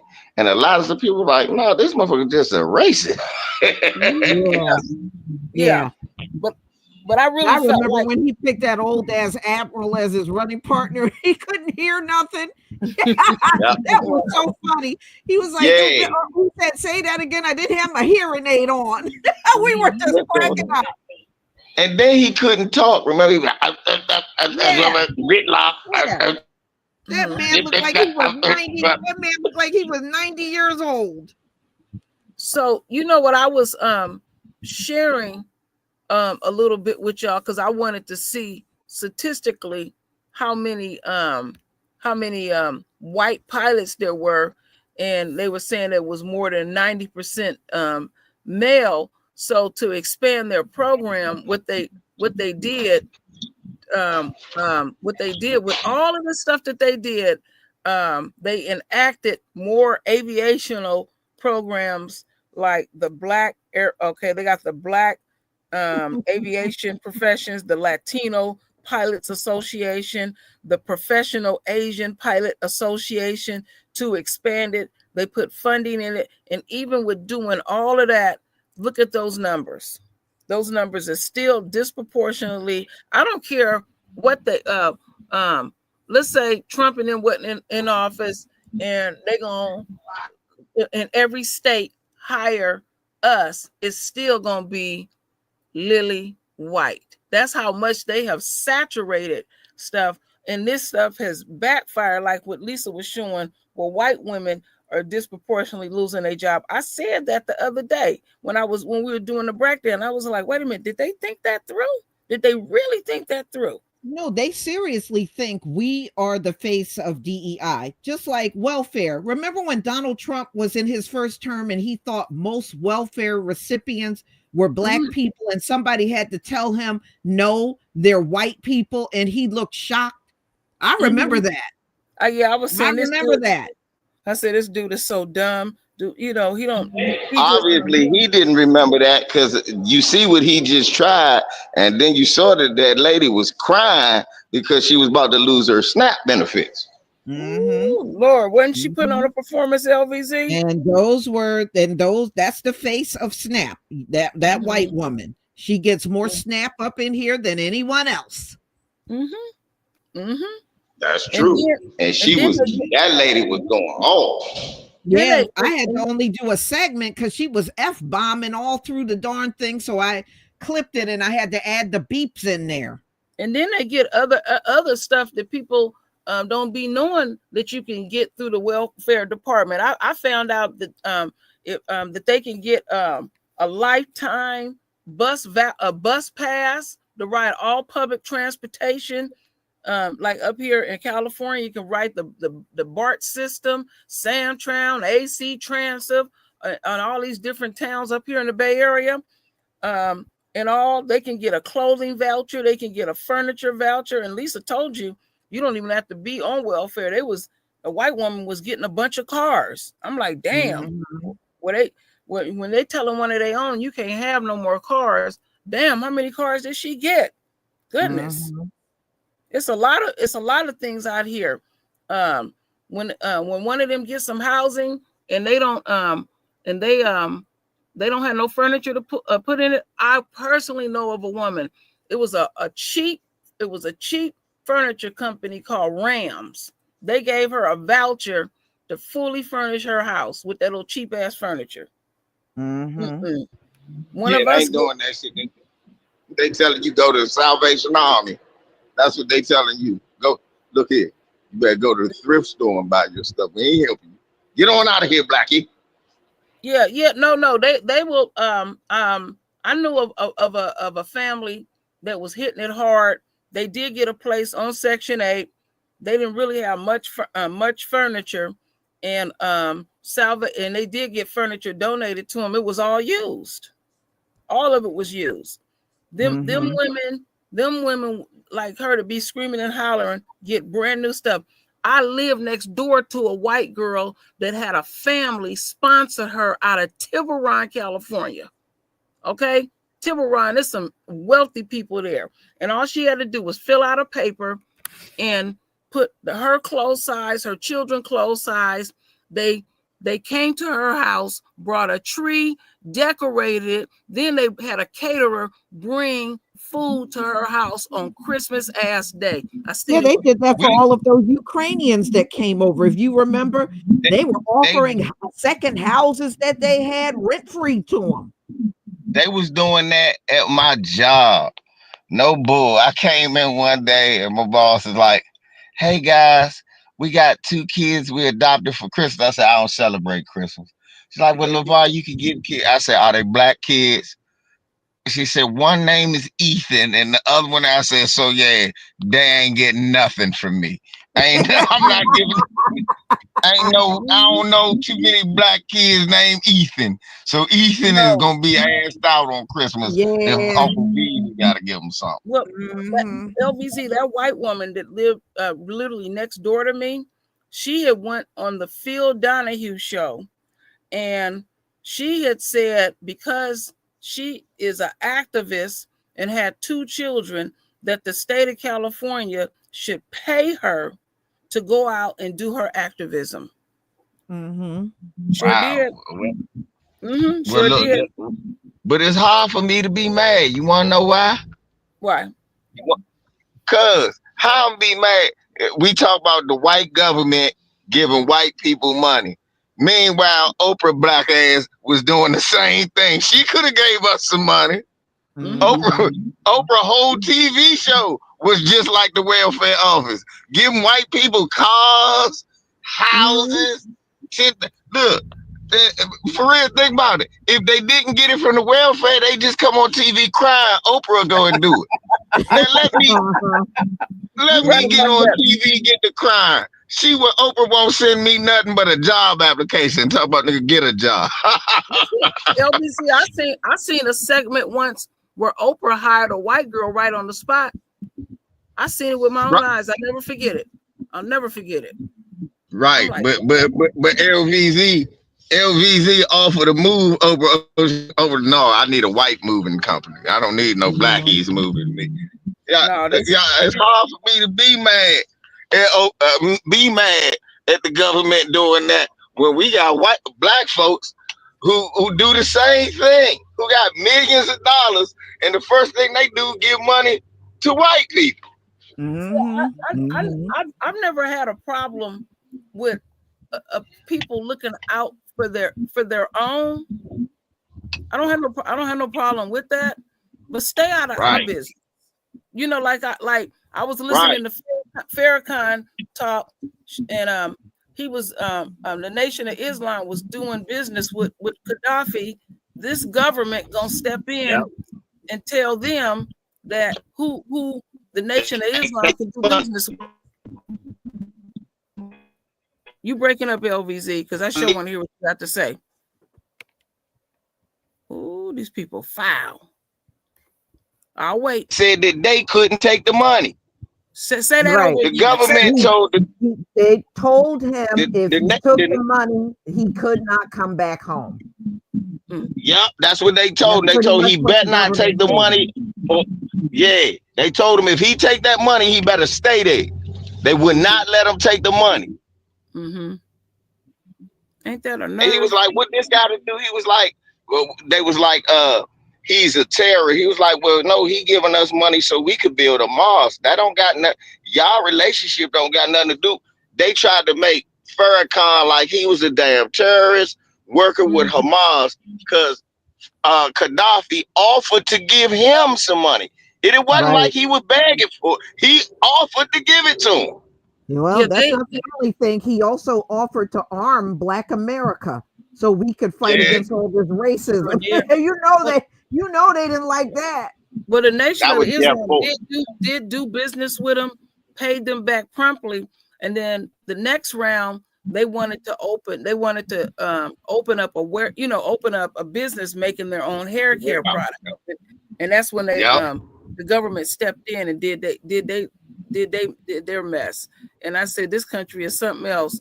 They gonna basically, what the message, how I took it was, Black folks can't do business with people in other countries. I'm glad you brought that up, Auntie, because I've been that's why they arguing with brought down Black Wall Street, you know. Right. I keep arguing with people about this. People continue to say, oh, we don't need no affirmative. We don't need this. We can just build ourselves. Y'all Negroes got terrible memories. Every time we build ourselves, we got stories about what happened to the stuff that we used to have. Right. Just like, and I'm glad True Roy brought that up, because if y'all remember when Farrakhan was on Phil Donahue, for those who don't remember, the reason that he ended up on Donahue was because stores like Kmart and them wouldn't allow him to sell toilet paper and stuff like that, their little products in their stores. That's what was going on. He was trying to get the money from Gaddafi. They was gonna build a mosque, and they was gonna build a warehouse, like True Roy said, where they could process and make their own toilet paper, hair care products, stuff like that Black people use, and they wanted to sell it, but they wanted to sell it in major stores, and none of the stores would pick them up. So that's when they brought up that, oh, he said something anti-Semitic back in the late 70s. It was like, hold up, what that got to do with anything? So he ended up on Donahue, y'all. Y'all, my point is this. Stop listening to these Negroes sitting up here telling us, see, all we got to do is build a business. Man, we build businesses all the time. LVZ, and look what happened. LVZ, I heard even one worse. Why don't we, we were talking about dollars one time. Why don't we come up with our own dollars? Okay, well, what mint is going to make black dollars? Please give me the name of that mint. Right. Yeah, sometimes they do say some idiot thing. They just say stuff. They don't even have a whole nation and everything set up to do that. You don't have nothing. If you sitting in the hood, how you going to mint some dollars? Well, we had this very conversation a couple of weeks on Santee's channel, and it was our own folks saying stuff like this. Well, we need to apply ourselves more, or we need to come together more. Well, first of all, our entire history is applying ourselves. Lord. Our entire history is that. You and True Roy just said it. To be look, 3% of the pilots in America are Black. And to be a Black pilot, everybody in here knows you got to be twice as good as the white pilot. So applying ourselves, if you are Black and with a job, you got to be 2 times as good as the white guy. Applying yourself. It ain't nobody Black. I don't understand that coming from a Black person. We have struggled, and what do you think we've been doing all this time? Of course, we're applying ourselves. If we weren't, why do we always get so many things stolen from us if we're not applying ourselves? Yeah, this is coming from our own folks. And 9 times out of 10, when we are in the workplace, we know more than the very people that run the whole, supposedly running the whole damn company. Amen. We can take any position. We can change any hats, and all. That's why I argued about that this morning. That's why I asked that question on Lisa's channel a few weeks ago. I said, how many of y'all have have trained your own supervisors? I have. Yeah. I had to do it, y'all. The most insult to injury. I had to do it for a damn Black-owned company. Oh no, LVZ, don't tell me that.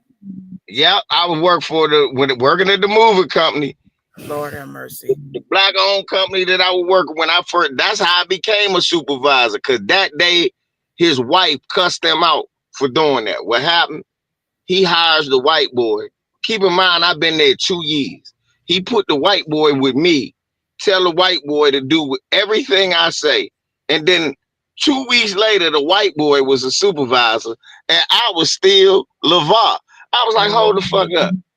I said, bro, you carrying me, and I ain't gonna be here tomorrow. He was like, what you mean? I said, so white boy just come here and then you send him with me to learn the job. After he learns the job, you put him on his own and make him a supervisor, and I ain't even become one yet. And you've been there 2 years, and you've been there 2 years. That's what I said. I said, I've been here 2 years before. Oh, LeVar. I said, all right. So when I came to get my check and I talked to his wife, she was like, what? She said, Preston, no the hell you did. He apologized to me. He said, yeah, I was wrong, man. I shouldn't have done that. Yeah, but they be thinking, they be having that old twisted thinking that having that white face in the company gonna help you. But see, then you'll take somebody like Trump's mentality, that okay, moving requires no thinking at all. All you got to do is just pick up some shit and just put it in the house or put it in the truck. Okay, and that, you know, you gotta make sure you don't snatch your damn back out. Then you got to figure out how to get shit in somebody, people's house. Letitia Smith Israel said Fitzgerald, Georgia was a sundown town. Well, yeah, Ben Hill County, that's where it is. Yeah, a lot of towns down there. I got news for you. A lot of towns in the South are sundown to this very day. You're absolutely right.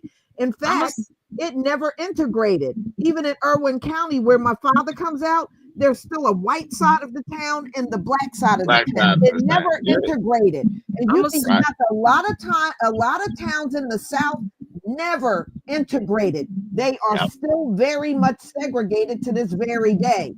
So thank you, but no thanks. You didn't tell me anything that I didn't know. Yes, Fitzgerald, Georgia, and Ben Hill County is a sundown town. My father comes out of Ocilla. That was a sundown town too. Okay, I know rural America because both my mother and father came out of rural America. I'm sending this map. This is the map of the United States. And y'all look at this map and it'll show you through the United States the sundown towns. Yeah, New Jersey got so many you can't even see the damn state. I thought America America period was a sundown town. Right. Yeah. like Malcolm X said, anything south of Canada is the South. Is the South, yeah. The brick and mortar. Let's use that because Lisa used that recently. Building that they house YouTube or unquote Google is a sundown town. Okay, San Bruno.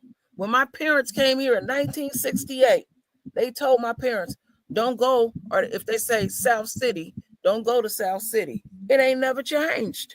Right. Sundown, let me tell y'all something, because I hear some people say, well, that used to be a sundown town. Sundown towns never change, y'all. If it was a sundown town back in the day, it's still a sundown town. Never changed. You know that? It never changed. Yes.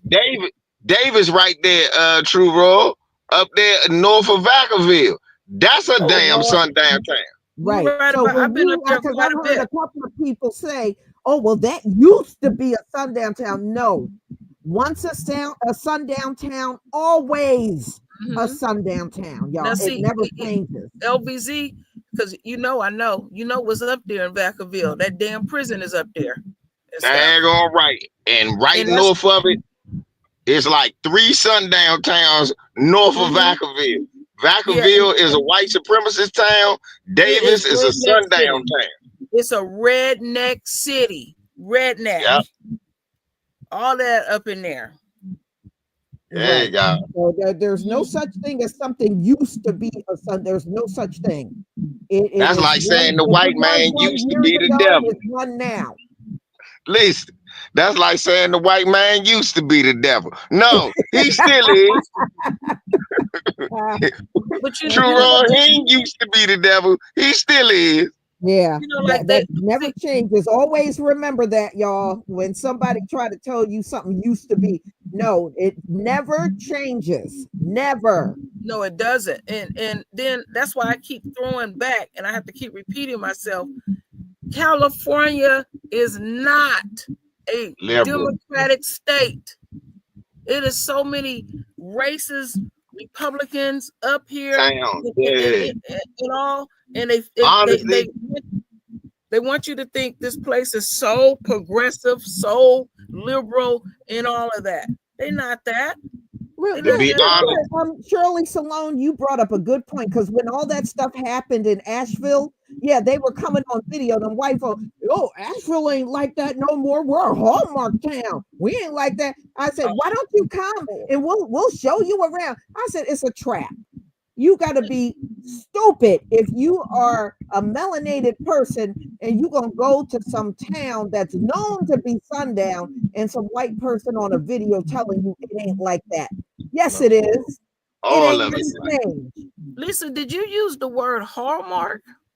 Yeah, that's Yeah. what they would. Whenever That's what you hear white people say something is a hallmark town, Mhm. that is a sundown town. Sure First is. thing They'll use words like hallmark. I be like, Hallmark was racist at first. Yeah, At that's first, what it means. Lord. That's a sundown town when you hear those words. Hey, Hallmark meant no Negroes. Hallmark was them damn postcards. But before you made it into just greeting card. No, Hallmark was postcards with Negroes hung on. Stop it. That's they want to act like that they're just, it's such white picket fence when you say Hallmark, like they have the Hallmark channel and there was no racism going on. They might in one of It those was no black people. That's why. It's hard to be racist. The part that gets me is you can watch one of them Hallmark movies and they'll have one little black person there. And it's like you could take like a segment of Little House on the Prairie, and they're gonna show that little town, nobody was racist there, and all. Please, come on, would y'all stop? Nobody was black in that town either. Mm-hmm. Yeah, then you take what's his name, Charles Ingalls. He wasn't racist. But if you knew the background of how awful he treated that woman that played his wife and stuff, you wouldn't believe it. That when that show was before that show was over with, the people that were on there wouldn't even talk to him because the makeup artist, he was screwing her, and she was 19 years old. He ended up marrying her, but he acting like and didn't even want to pay them people. Sure. Didn't want to Like pay them I at told all. y'all, when we talk about sundown time, what I tell y'all, it's literally a place called Sundown, Maryland, Sundown Road. Mm-hmm. It's literally a place out here. And then what you wrote about California, that's what I'm about to say. What people don't understand is California has big, quote unquote, Democratic or liberal cities. So they got Oakland, Frisco, and LA. But everything else is red. Everything else. Everything. They just, people don't know true rule because it's just like New York. They got that stigmatism because of New York City, Manhattan, Brooklyn. But people don't know about Albany and upstate New York where they racist as hell up there in Buffalo. They don't know about that, and it's just like that. Where do you think Peyton Gendron came out of? Exactly. He was in New York too. Upstate New Yorkers, they are racist as hell. Yes, Don't know black people live up there with them. Yep. Like I said, up here in so-called liberal California, Paradise burnt down twice. Sundown town. Yeah. Sundown. That's why. Hey, Christopher, I lived in Alameda for 19 years. And Alameda is you gotta go through a tube through Alameda. It's right next door to Oakland, and water separates it. You talking about racist? My brother just was telling but it is racist. Yeah. My brother was just telling me, because he drive 18-wheelers out there, True Roy, and he was like, yeah, I'm out here Alameda. I gotta hurry up and get out of here, bro. I said, what? Yeah. He said, bro, at nighttime they're gonna pull you over. I don't give a damn what you drive. Yep. We got towns over here, LVZ, and black people will move in and the white folk on the street will call the police. That still goes on. Yeah, like I that said, do. in New Jersey, you might as well call this a sundown state. State. Okay. Yeah. Wow. Yeah, there Wow. are towns, and they're right next to where I live. Black people have moved into the houses over there, and the damn white neighbors will call the damn police. Shoot, I told you, Mhm. Lisa, we done moved people in up in New Jersey, and the people see that we was an all black moving coming, and they call police on us. Yeah, I'm telling y'all. Pulling up This in a is moving northern- truck. I was like, we got to be the worst robbers ever. and this, Yeah, y'all, Lord. is a blue, and this is allegedly a blue state. Mhm. A blue state, but when you look on the map, it's so many sundown towns here, you can't even see the state on the map. When Okay.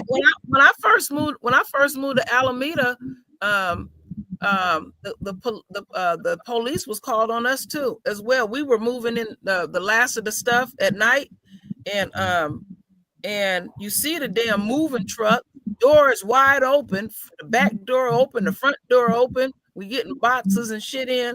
I said, people, they just ignorant. It's straight ignorant. But you know what? It was something I wanted to throw in so I don't forget my train of thought. When they still been dragging that white girl that went over there over in Ohio, that was over there at that black man's house. You know, that white girl lived 2 blocks from him. Yeah. Yeah, and she's been on videos crying, talking about everybody keep calling me a racist. I'm not a racist. I'm like, girl, please. Ain't nobody listening to that. Her ass is out at night with little babies, and you 2 blocks from your house. My husband would have been pissed with me. He would have been like, what in the hell your ass is doing out at night with these babies? What are you doing outside? Why'd you leave the stroller right there? Right, left the stroller and went running and screaming. That's the part that had me laughing, when she was running and screaming and it wasn't nobody there. I had to show that to somebody because somebody didn't see that part. They had only saw what was happening. They was like, oh, that's crazy. I said, oh, you didn't see her running and screaming? And I said that. And I mean, he laughed for like, we couldn't even have a conversation because he kept laughing like, why is she running like that? And what's so funny about, look, y'all, she took off running. You never actually see the man. You never actually, it's like he never got out of his truck. What is she running from? Yeah. And they even get concerned if you're out house hunting. I was out when we were out house hunting together.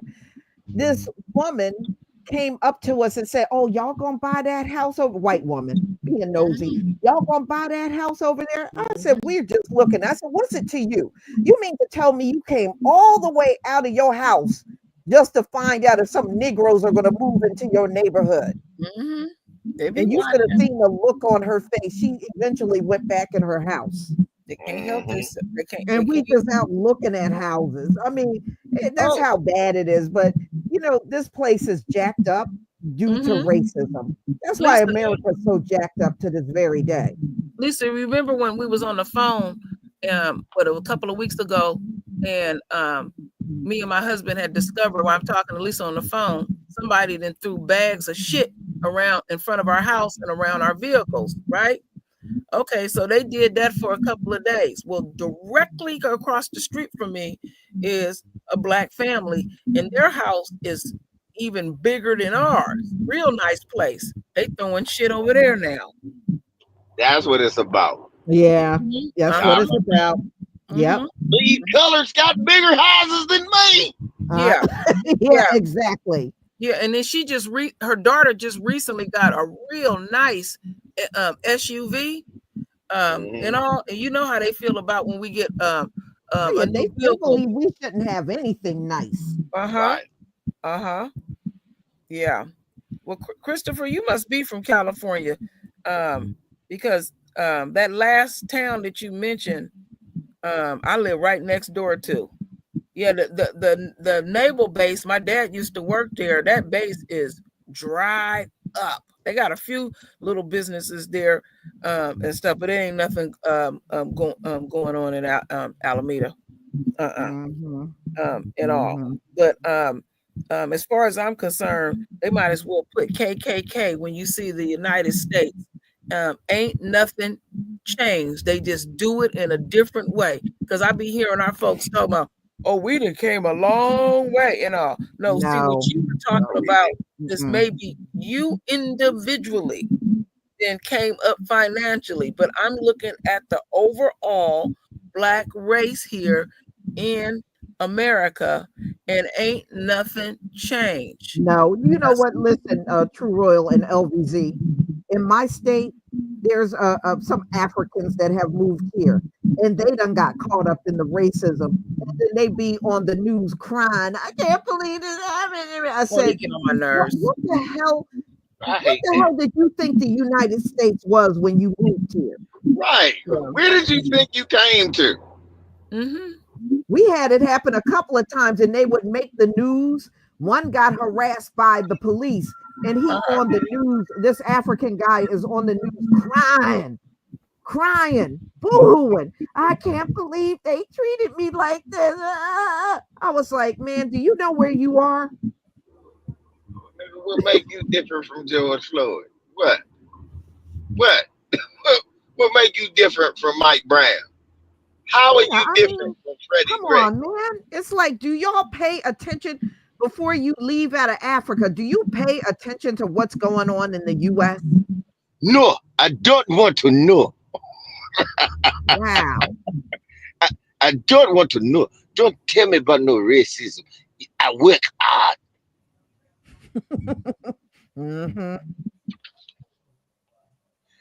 But look, this black dude, the dude that dropped me off of my Uber yesterday, he was cool. This African dude told the truth. He said, do you see these Mexicans crying on TikTok? They have to go home. He said, why did they not listen to the Black Americans? Now that's why you have to go home. He said, the only reason America is a great country is because of you, Black Americans. Yeah, if it was not for you, none of us would be able to come over here. So why they not listen to you? I started laughing like that. I said, damn, brother, I should record you right now. Some of them know. Some of them know, and some of them are ignorant and they don't want to know. Yeah. You know, there is, it really depends on which African you are talking to. Some of them don't want to know and they don't care about us talking about racism, and they'll even come out of their face. I get tired of hearing about this racism from Black Americans. Some of them will even say that. And then all of a sudden they get caught up in it. Right, I was about to say, then their cousin gets slapped on by that white police. Hey, nigga, will you help me? They are so racist. Yeah. I can't believe in 2025 we are still racist.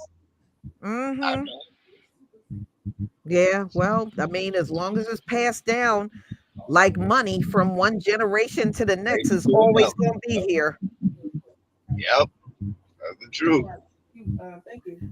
All right, y'all, I'm going to have to conclude because at 6 o'clock I got another live. So LBZ and True Royal are more than welcome to join me on that one. We're going to talk about a Mexican woman that made a TikTok video asking if they can use "We Shall Overcome" as a protest song for mass deportation. Hell no. Well, and I got the video. I got the video, and I'm going to play it so y'all can hear what she said. So I will see you at 6, everybody. And I just wanted to make it. Yeah, go ahead. So I'm going to be doing a live stream. That was Big Mike that called because he's going to be on my live stream this evening. So I'm doing mine at 5 p.m. That would be Pacific time. 8 o'clock. Yeah, 8 o'clock. 8 o'clock. That'll be. Will that interfere with yours, Lisa? No, because mine is starting at 6. At 6. Okay. Yeah. Okay. So it should be okay. It shouldn't interfere. So forgive me, everyone. I was supposed to do it yesterday, but I I couldn't get who I needed that I really wanted it on there, because I definitely, because I'm taking the spiritual route on the stuff that's going on my channel about the stuff that going on with Trump and his folks. Yeah, and y'all get to the store and buy. I am fully stocked. Seriously, Yeah. I am fully stocked. So if you need or want anything, this is the best time to grab it up. So y'all, I will see you at 6 o'clock. Thank you, LVZ. Thank you, True Royal, for joining me on the panel. All right. Shalom, family. All right. Shalom. Shalom. Let's see, take this down.